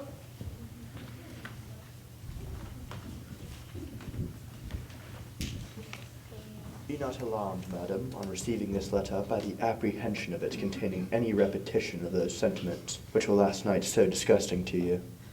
The effort which the formation and the perusal of this letter must occasion should have been spared, had not my character required it to be written and read. Last night you laid to my charge 2 offences. The first was that I had detached Mr. Bingley from your sister, and the other that I had, in defiance of various claims, ruined the immediate prosperity of Mr. Wickham. My objections to the marriage were not merely those which I acknowledged last night. I remained convinced that though she received his attention with pleasure, she did not invite them by any participation of sentiment. I acted to preserve my friend from what I esteemed a most unhappy connection. My excellent father died about 5 years ago. In his will, he provided a valuable living for Mr. Wickham, but upon his death, Mr. Wickham informed me that he had no intention of taking orders. He intended to study law, but the interest of £1,000 would be insufficient. The business was therefore soon settled. He resigned all claims to assistance in the church, and accepted in return £3,000. For about 3 years I had heard little of him, although I confirmed reports that he had sunk into a life of idleness, gambling, and dissipation. The money was soon used up, whereupon he wrote demanding more money, which I refused. Last summer he attempted to persuade my sister to elope with him. I joined them unexpectedly a day or 2 before the intended elopement, and then Georgiana, unable to support the idea of lying to a brother whom she looked up to as a father, acknowledged the whole to me. You may imagine what I felt and how I acted.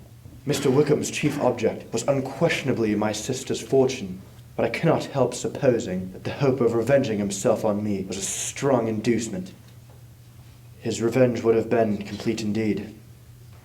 For the truth of everything here related, I can appeal more particularly to the testimony of Colonel Fitzwilliam, who shares with me Georgiana's guardianship. I'll only add, God bless you, Fitzwilliam Darcy. How despicably I've acted. I, who have prided myself on discernment. Had I been in love, I could not have been more wretchedly blind, but vanity, not love, has been my folly. Until this moment, I never knew myself. There you are, Miss Elizabeth. It gives me the greatest pleasure to hear that you've passed your time with us not disagreeably. We have certainly done our best and most fortunate, having it in our power to introduce you to the very superior society from our connection with Rosine. The favor of your company has been much felt, let me assure you, by both Mrs. Collins and myself. Only, let me assure you, my dear Miss Elizabeth, that from the heart, I most cordially wish you equal felicity in marriage. My dear Charlotte and I have but one mind and one way of thinking. There is, in everything, a most remarkable resemblance of character and ideas between us. We have seemed to be designed for each other. Promise you will visit again this time next year. I promise. Thank you both for your hospitality.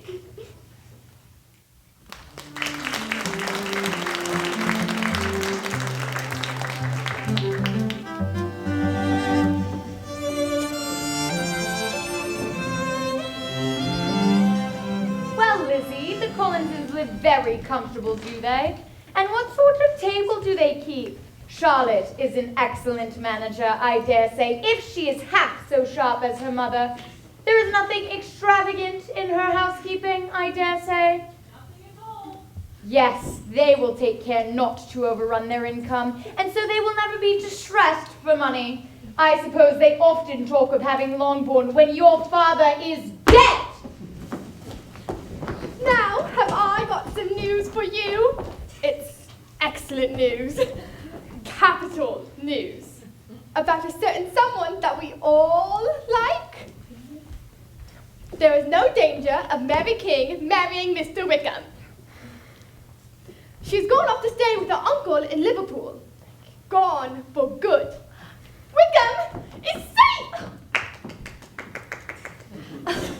She is a fool for going away. If she liked him. I detect that there's no strong attachment on either side. I'm sure there is not on his. I mean, who could care for such a nasty little freckled thing?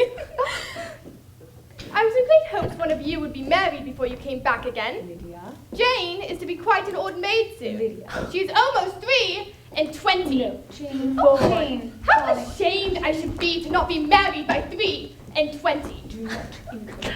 My aunt was in great hopes that one of you would be married before you came back again. She says that Lizzie should have married Mr. Collins, but Yes. I believe there would have been no fun in it.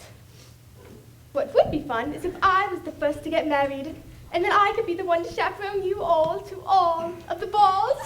Kitty and Lydia have been idle and vain. While there is an officer in Meryton, they will flirt with him, and while there's an officer within walk of Longbourn, they will go after him. Well, if only one could go to Brighton.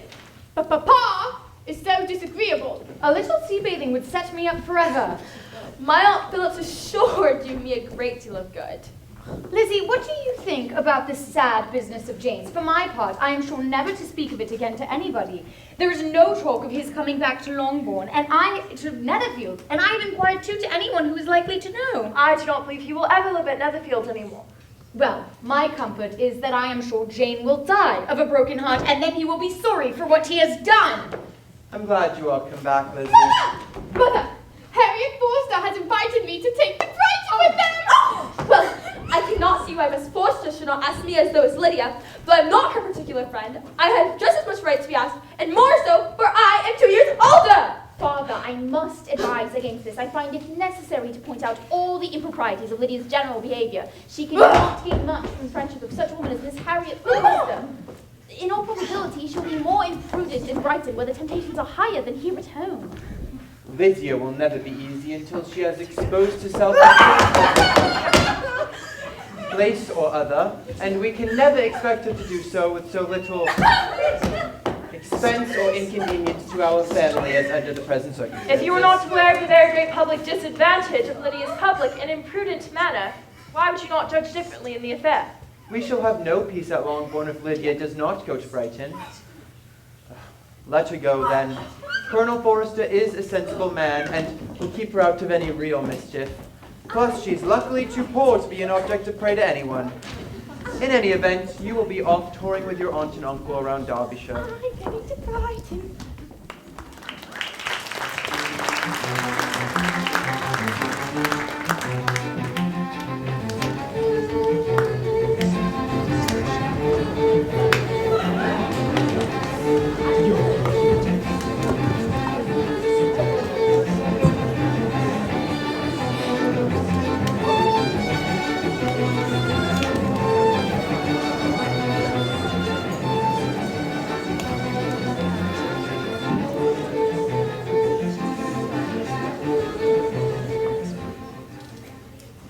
Mrs. Gardiner has always had a particular fondness for Lambton.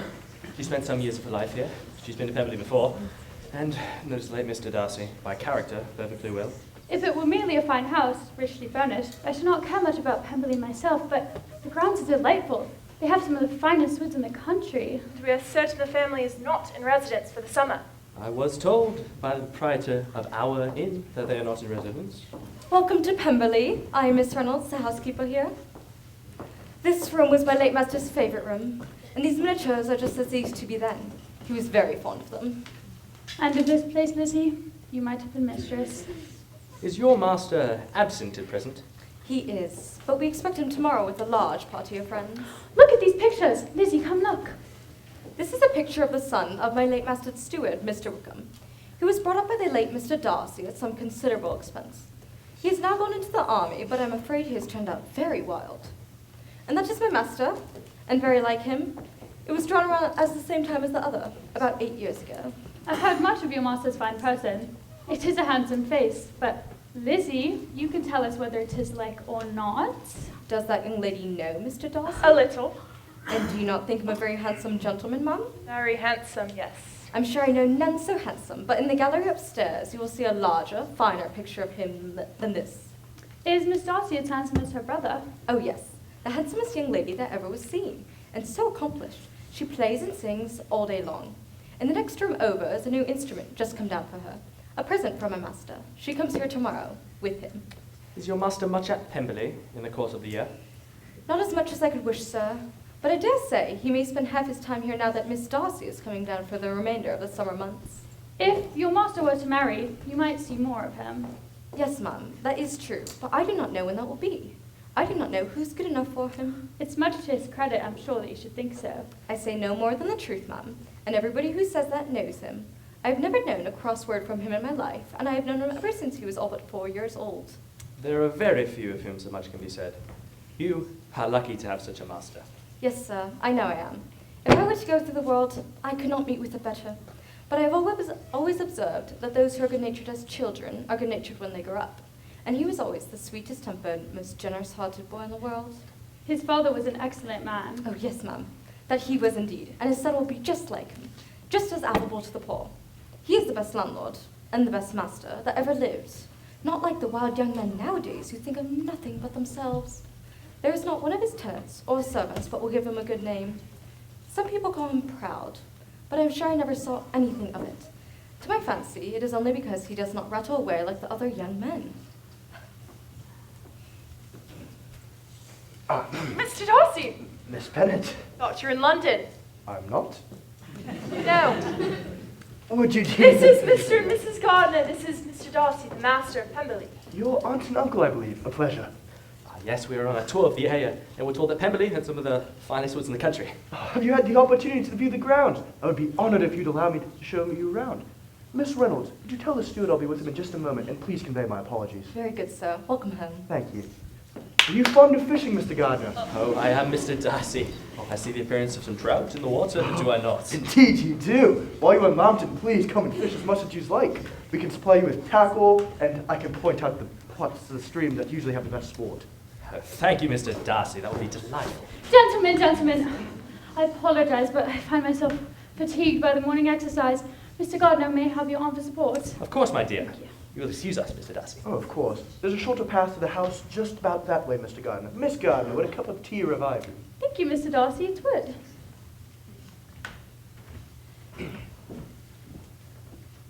I trust your family is in good health. Very well, thank you. Mr. Darcy, I was told you were in London, and you certainly would not be back until tomorrow. I had some business with my steward that occasioned my coming forward a day before the others. They will join me here early tomorrow. Among them are some who will claim acquaintance to you. Mr. Bingley and his younger sister. And there's one person in the party who more particularly wishes to be known to you. Would you allow me, or do I ask too much, to introduce you to my sister Georgiana during your stay at London? I would be honored. Thank you. There is something a little stately in him, to be sure, but it's not unbecoming and it's confined to his air. I can now say with the housekeeper that, though some people may call him proud, I've seen nothing of it. Yes. I have never been more surprised than by his demeanour towards us. He's been more than civil. He's really attentive. And there was no need for such attention. His acquaintance with Elizabeth is very trifling. I would not call it trifling.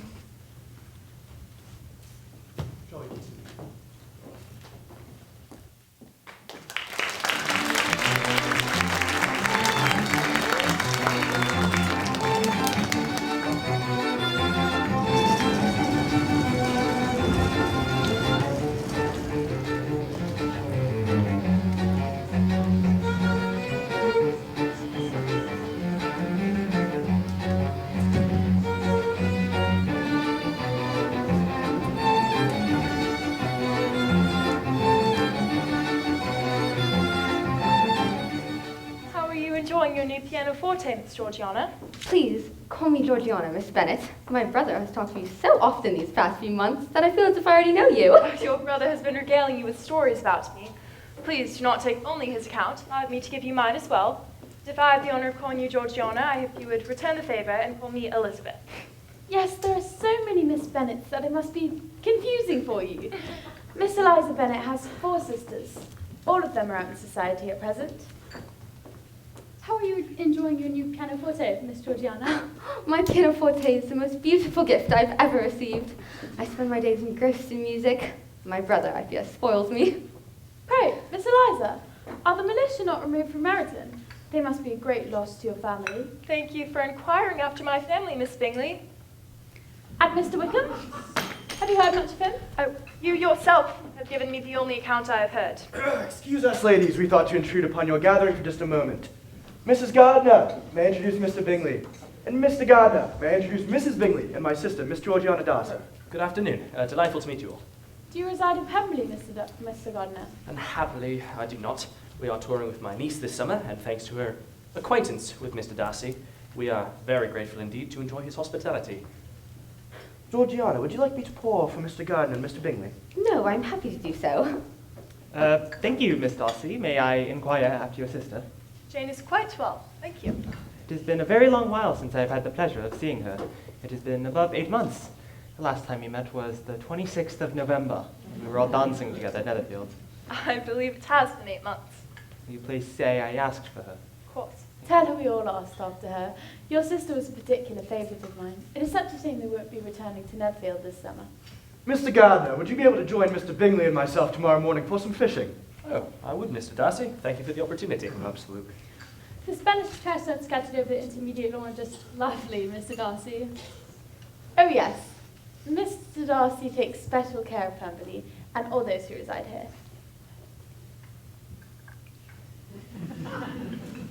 Mr. Darcy, we were just talking about Miss Georgiana's new pianoforte.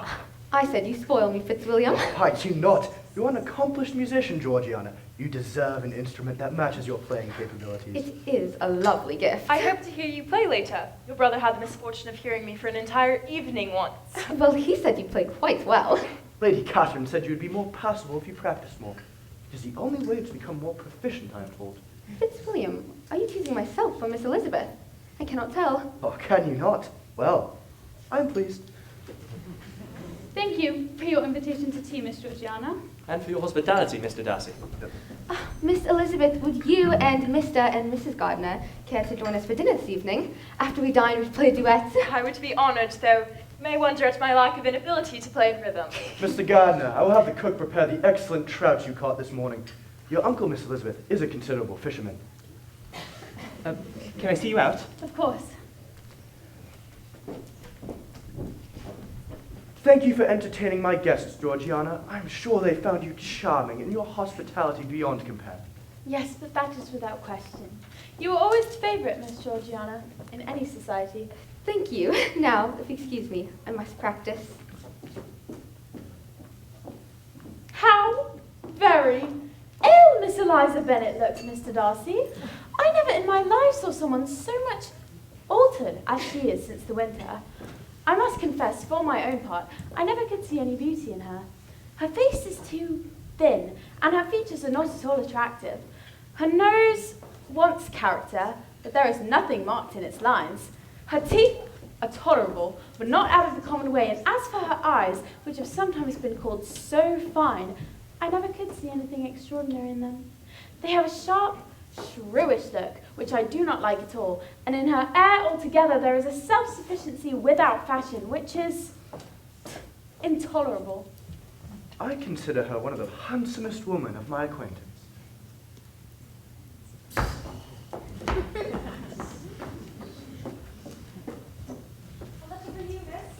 It must be urgent because it came here directly from the inn. Thank you, Miss Reynolds.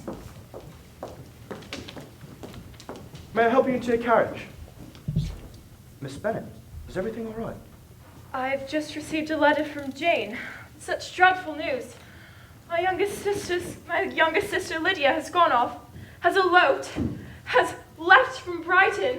She has no money, no connections. She has thrown herself into the power of Mr. Wickham. You know him too well to doubt the rest. She is lost forever. Is it certain? Absolutely certain. Oh, yes, they left together from Brighton on Sunday night and were traced almost to London. They have certainly not gone to Scotland. And what has been done? What has been attempted to recover her? My father has gone to London, but nothing can be done. I know very well nothing can be done. This unfortunate affair will, I fear, prevent you from seeing my sister this evening at Pemberley. Yes. Be so kind as to tell Miss Darcy that family business calls us home immediately. And conceal the unhappy truth as long as possible. I know it cannot be wrong. Come, Lizzie. Thank you again for your hospitality, Mr. Darcy.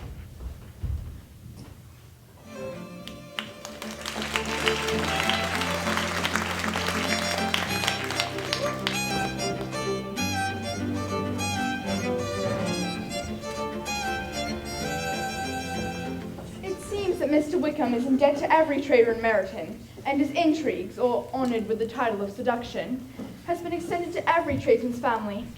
He is the wickedest young man in the world. His father in London. Oh, yes, he went on Tuesday. And have you heard from him? He wrote a few lines on Wednesday to say that he had arrived in safety, but that he would not write again until there was something of importance to mention. What measures does your father intend to pursue while in town to recover his daughter? He means to go to Epsom, the place where they last changed horses. His primary objective is to find the number of the hackney coach that took them to Clapham. It came with a fare from London, and as he thought that the circumstance of a lady and a gentleman moving from one carriage to another might be remarked, he means to make inquiries there at Clapham. He hopes it might not be impossible to find the stand and number of the coach. Colonel Forrester no apprehension of anything before the elopement took place? Colonel Forrester did own that he had often suspected some partiality, especially on Lydia's side, but nothing to cause alarm. And did Colonel Forrester appear to think well of Wickham himself? Does he know of his true character? I must confess that Colonel Forrester did not speak so well of Wickham as he formerly did. He thought him imprudent and extravagant. Lydia left a note for Miss Harriet Forrester. It's quite long, but the essential part is, I'm going to Gretna Green, and if you cannot guess with who, I shall think you a simpleton. For there is but one man in the world I love, and he is an angel. I should never be happy without him, so I think it's no harm to be off. And your mother, how is she? Oh, my mother is tolerably well, although I trust her spirits are greatly shaken. My dear brother, how could the Forresters have ever let her out of their sight? I am sure there must have been some great neglect or other on their part, for she is not the sort of girl to do such a thing if she had been well looked after. And now Mr. Bennet has gone away, and I just know he will fight Wickham wherever he meets him, and then he will be killed. The Collinses will have us out of this house before he is cold in the grave. Gwen, do not give way to useless alarms. We do not yet know whether they intend to marry or whether they do not. And until we hear such news, one way or the other, let us not give way to these worries. I shall go to Mr. Bennet immediately, and we shall consult on what to do. How's that? That is the most I could have hoped for. And as for the wedding clothes, do not let them wait for that, and tell Lydia that she will have as much money to buy them after they are married.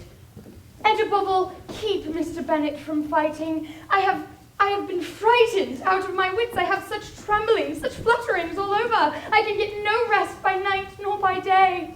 And tell Lydia not to make any directions about her wedding clothes until she has seen me. Oh, brother, how kind you are. Gwen, I will do what I can, but I must recommend moderation to you in your hopes as well as in your fears. Well, I am off. Look for word of me as soon as you get there. Come, my dear. God bless.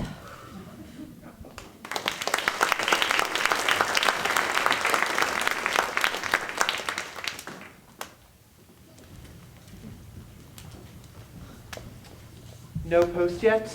Not yet. Mary, what's you reading? Mr. Collins' letter, Father. It arrived yesterday. Oh yes, I remember. All right, don't read it all, but sum it up. Well, it is pretty hard to do with Mr. Collins. He sends his condolences, and Lady Catherine's, I believe. His advice, and Lady Catherine agrees, is to throw off your unworthy child from your affection forever and leave her to reap the fruits of her own heinous offense. Otherwise, this false step in one daughter will be injurious to the fortunes of all the others.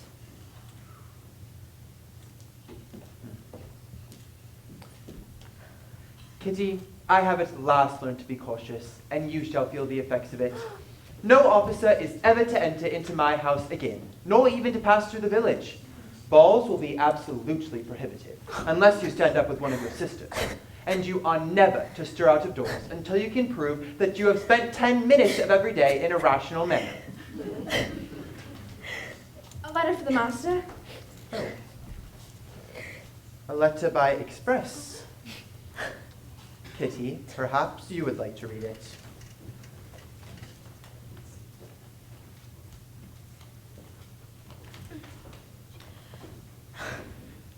Grace Church Street, London, Monday the 2nd. My dear brother, soon after you left me on Saturday, I was fortunate enough to find out in what part of London they were. The particulars I reserve till we meet. It is enough to know they are discovered. I have seen them both. They are not married, nor can I find there is any intention of being so. But if you are willing to perform the engagements which I've ventured to make on your side, I hope it will not be long before they are. All that required of you is to assure your daughter, by settlement, her equal share of £5,000, secured among your children after the decease of yourself and my sister, and moreover, to enter into an engagement of allowing her, during your life, £100 per annum. These conditions which, considering everything, I had no hesitation in complying with. Yours, Edward Goddard. My dear father, I congratulate you. There are two things I would like very much to know. The first, how much your uncle has laid down to bring it about, and the second, how I am ever to repay him. Money, my uncle, what do you mean, sir? What I mean is that no man in his senses would marry Lydia on so slight a temptation as 100 a year during my life and 50 after I'm gone.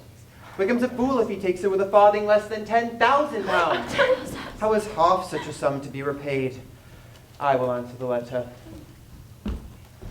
Well, as unhappy as the event must be for Lydia, we can draw from it this useful lesson, that loss of virtue in a female is irretrievable, that one false step may end her in endless ruin, that her reputation is as brittle as it is beautiful, and that she can never be too guarded in her behaviors towards the opposite sex. Well, I hope and trust they will be happy. His consenting to marry her, I believe, is proof that he has come to a right way of thinking. Their joint affection will steady them, and I flatter myself in thinking that they will settle in so quietly and live in so rational a manner that their past imprudence will be forgotten with time. Their conduct has been such that neither you, nor I, nor anyone will ever forget. Lydia! Oh, this is delightful news indeed! I shall see her again. She will be married at 16. I just knew my brother would manage everything. How I long to see her again. And dear Wickham, too. But the clothes, the wedding clothes. We must prepare to go to town at this very They minute. shall be married in London. Mr. Gardiner will attend. There will be no wedding clothes. Let us come to a right understanding. Into one house in this neighborhood they shall never have admittance.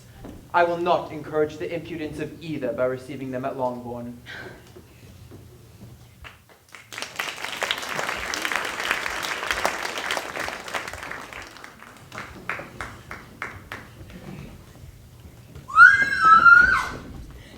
Only to think, it has been 3 months since I went away, but it feels but a fortnight. Good gracious.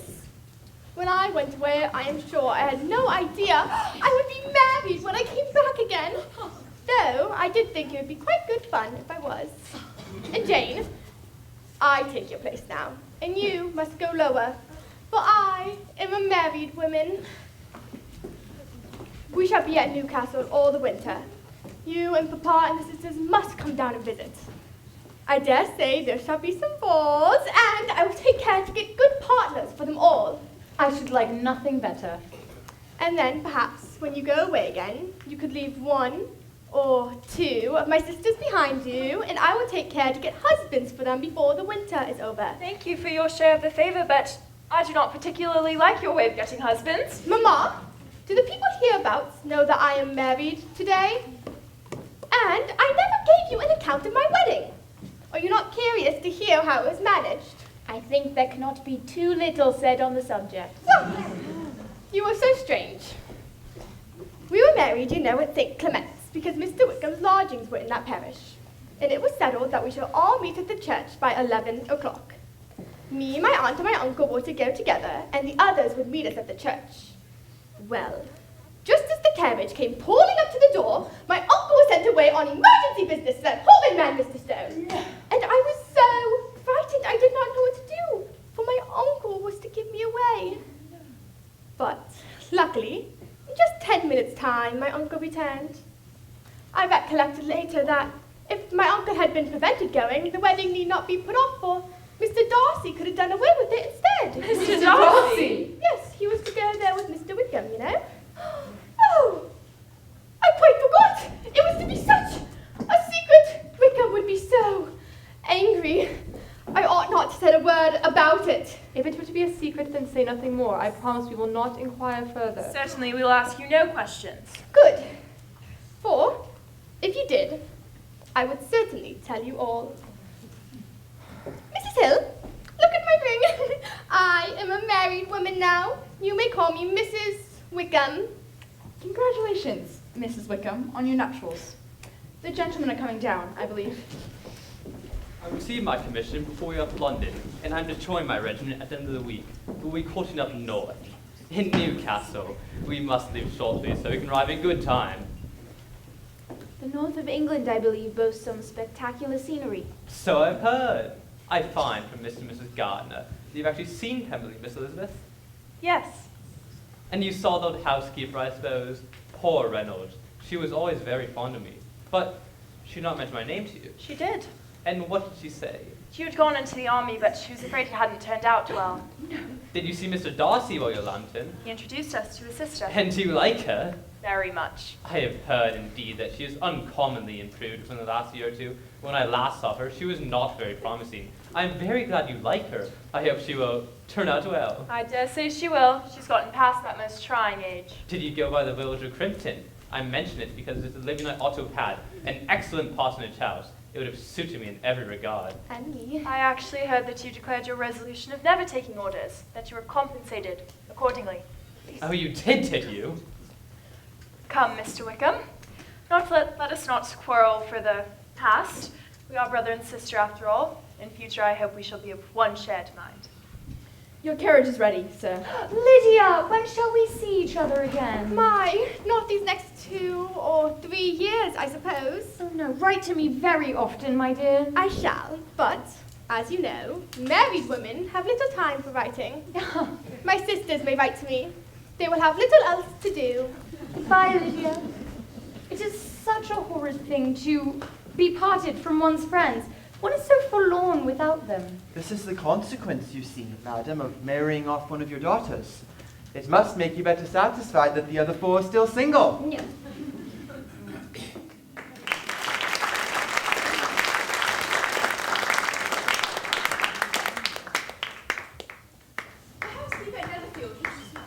Orders to prepare for the arrival of her master, Mr. Bingley, who will be arriving in a day or 2 to shoot there for several weeks. Mr. Bingley is coming here, are you sure? Yes, he arrives on Thursday at the latest, very likely on Wednesday.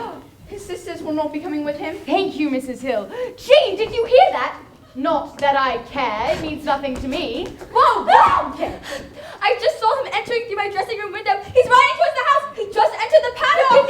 Kitty, who? Oh, Mr. Bingley! Get dressed! Go! Oh, there's another gentleman with him. Oh, that man that used to be with him before, that tall, proud man. Mr. What's his name? Do you mean Mr. Darcy? Yes! Mr. Darcy is riding through the house now. Right now. Oh, well, any friend of Mr. Bingley is, of course, welcome here, but I must say I hate the very sight of him. Everyone, compose yourselves! Mr. Bingley and Mr. Darcy. Thank you, Mrs. Hill. Pretty. Thank Welcome, you. Mr. Bingley. You are welcome, of course, Mr. Darcy. A great many changes have happened since you were in the neighborhood, Mr. Bingley. Lydia has gone and settled with Mr. Wickham. I'm sure you read about it in the papers. Yes, I did hear of it, and offer my congratulations. Thank you. It is such a wonderful thing to have a daughter so well married, but also such a horrid thing to have it taken such away from me. They have gone down to Newcastle, which is a place quite north of here, and are to be there for I don't know how long. It is good that he has some friends there, though perhaps not so many as he deserves. I trust Mr. and Mrs. Gardner are well, Miss Elizabeth. They're very well, thank you, and Miss Georgiana. Oh, she's excellent. Thank you for asking. Well, thank you, Mrs. Bennet. And Mr. Bingley, you are a visit in our debt, because when you went away the last time, you promised to have a family dinner with us as soon as you returned. I have not forgotten, and was quite disappointed that you did not come back to keep your engagement. Would Tuesday suit you? Yes, I did promise of that. Tuesday would suit me well. Thank you. Have a good day.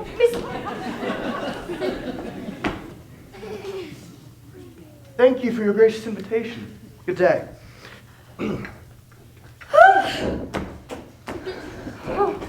Now that this first meeting is over, I feel perfectly easy. I know my own strength, and I will never again be embarrassed by him coming around. I look forward to seeing him on Tuesday. He's coming back! Mr. Bingley is coming back! Hello, Mr. Bingley. Have you forgotten something? Yes, Mom, if I might. Yes? What is the matter, Mama? What do you keep waking him up for? What am I to do? Oh, I am not winking at you. I just need to talk to you. And Jane, and Lizzie, not Jane. Mary, and Lizzie. If you would excuse us for a moment, we just have to leave the room. Jane, Miss Bennet, I've been thinking about it. Jane, Miss Bennet, Jane, will you do me the honor? Oh, I'm the happiest. I need to speak with your father. Where may I find him? Direct the gentleman, if that would be of assistance. Yes, thank you. I will return shortly. Don't change a thing. You are perfect. Oh. Jane, Lizzie! Oh, Lizzie, how can I bear so much happiness? Mary, and Jane, you must help me prepare to go to town. I am sure I am in such a flutter. I cannot write a thing. Mary, I will dictate to you what I must write, and then you will write it for me. All right. Get your pen ready. Ready. We will need calico, cambric, muslin, lace. I will handle everything with you about money with your father later, but I am sure he cannot deny you wedding clothes as he did with poor Lydia. Oh, Jane! Upstairs, girls. Off we go. He must have been totally ignorant of me being in town last spring. How did he account for it? It must have been his sister's doing. They were certainly no friends to his acquaintance with me, which I cannot wonder at, for he may have done better in many respects. But in time they will see that he is happy with me, and they will learn to be content. And we shall be friends again. Though we will never be what we once were to each other. That's the most unforgiving speech I've ever heard you utter. Good girl. Oh, Lizzie, why am I to be chosen above my family and blessed above them all? If only I could see such happiness for you. If only there were such a man for you. If you could give me 40 such men, I could never be as happy as you. Until I have your disposition and your grace. No. Perhaps in time I may find another Mr. Collins. Oh, your father gives his blessing. Your mother has asked me to stay for dinner. I have promised to do so. Oh, I am going shooting with your father tomorrow morning. You're perfect, Jane. I will return shortly. I need to get to my shooting gear. Oh, I never thought I could be so happy. Oh.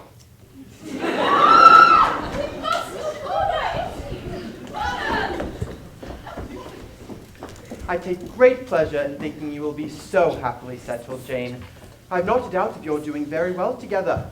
Your tempers are by no means unlike. You are each of you so complying that nothing shall ever be resolved upon, so easy that every servant shall cheat you, and so generous that you shall always exceed your income. Exceed their income, my dear. What are you saying? He makes 4,000 or 5,000 a year, and probably more. I knew you could not be so beautiful for nothing.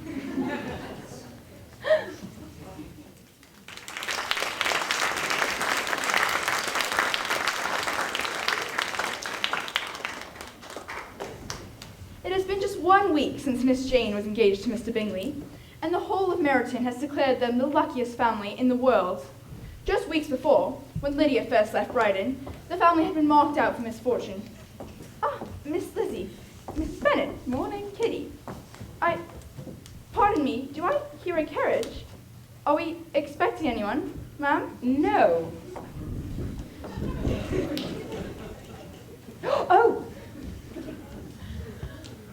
This, I suppose, is your mother.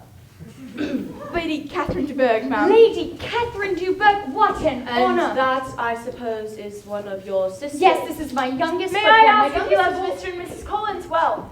Yes, very well. Miss Bennet, there seems to be a prettyish sort of wilderness on one side of your lawn. Where? I should like to take a turn at it if you will favour me your company.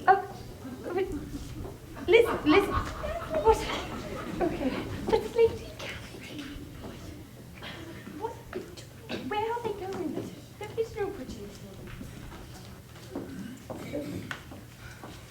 You can be at no loss, Miss Bennet, to understand the reason of my journey hither.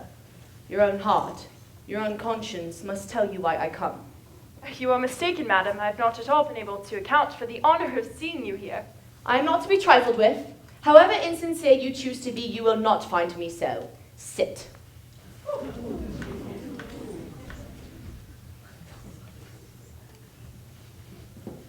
An account of the most alarming nature reached me 2 days ago. I was told that not only was your sister on the verge of being most advantageously married, but that you, Miss Elizabeth Bennet, would in all likelihood be thereafter engaged to my nephew, my own nephew, Mr. Darcy.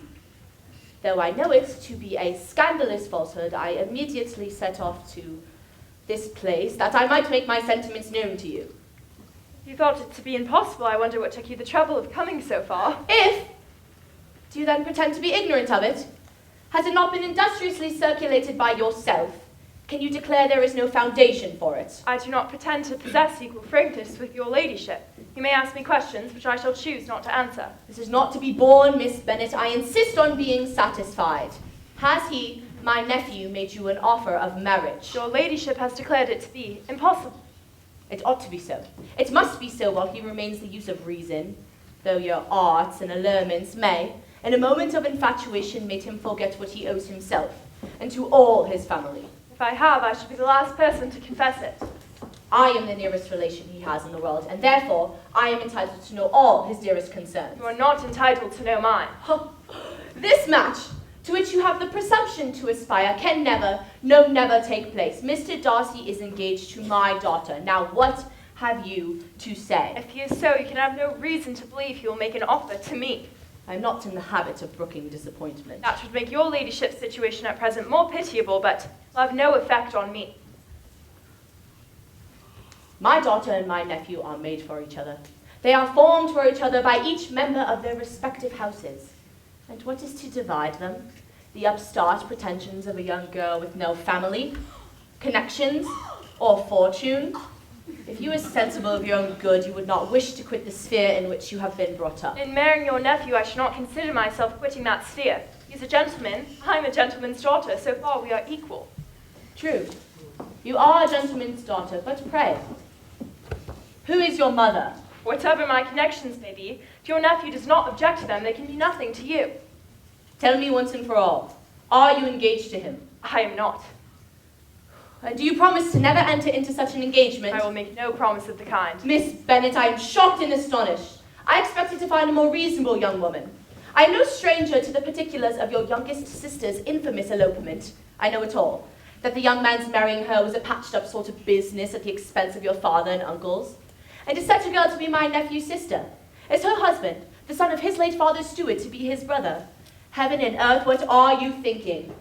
Are the shades of Pemberley to be thus polluted? You can have nothing further to say. You've insulted me in every possible sphere. I must beg you to leave. I take no leave of you, Miss Bennet. I send no compliments to your mother. You deserve no such attention. I am most seriously displeased.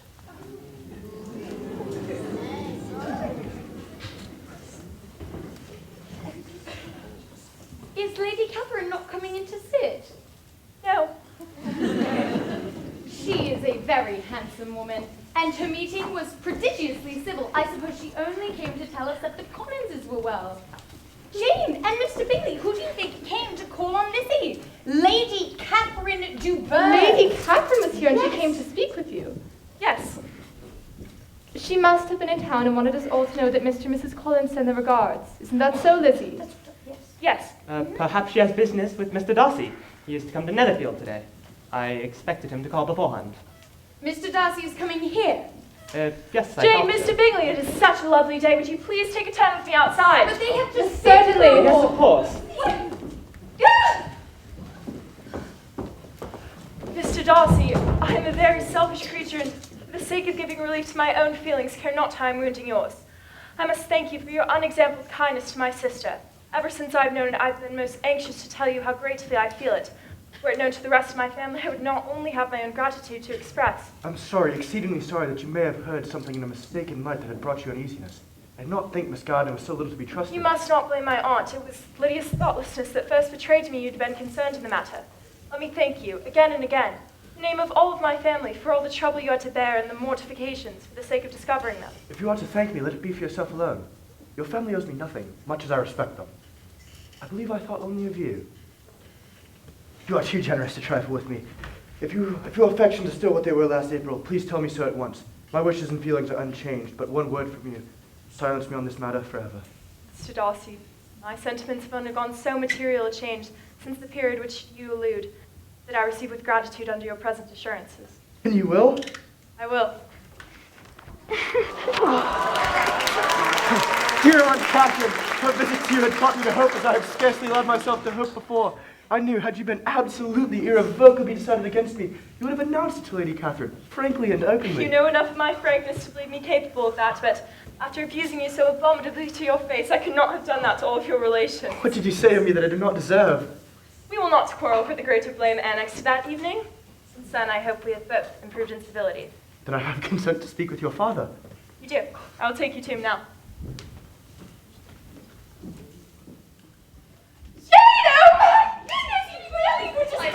And he came within a carriage. and I Lizzie? just don't- What are you doing? Are you out of your senses to be marrying this man? Have not you always hated him? He is rich, to be sure, and you may have more fine clothes and carriages than even Jane. But will they make you happy? Do you have any other objection besides your belief of my indifference? None at all. We all know him to be a proud, unpleasant sort of man, but this would be nothing if you really liked him. I like him. I love him, Father. He has no improper pride. He is truly amiable. You do not know what he really is. I have given him my consent. He is the sort of man, indeed, to whom I should never dare refuse anything which he condescended to ask. But let me advise you to think better of it. I know your disposition, Lizzie. I know that you may be neither happy nor respectable unless you truly esteemed your husband. My child, let me not have the grief of seeing you unable to respect your partner in life. I love him, Father. Well, my dear, I have no more to say. If this be the case, then he deserves you. I could not have parted ways with you, my Lizzie, to anyone less worthy. And if any young men come looking for Mary or Kitty, send them in, for I'm quite at leisure.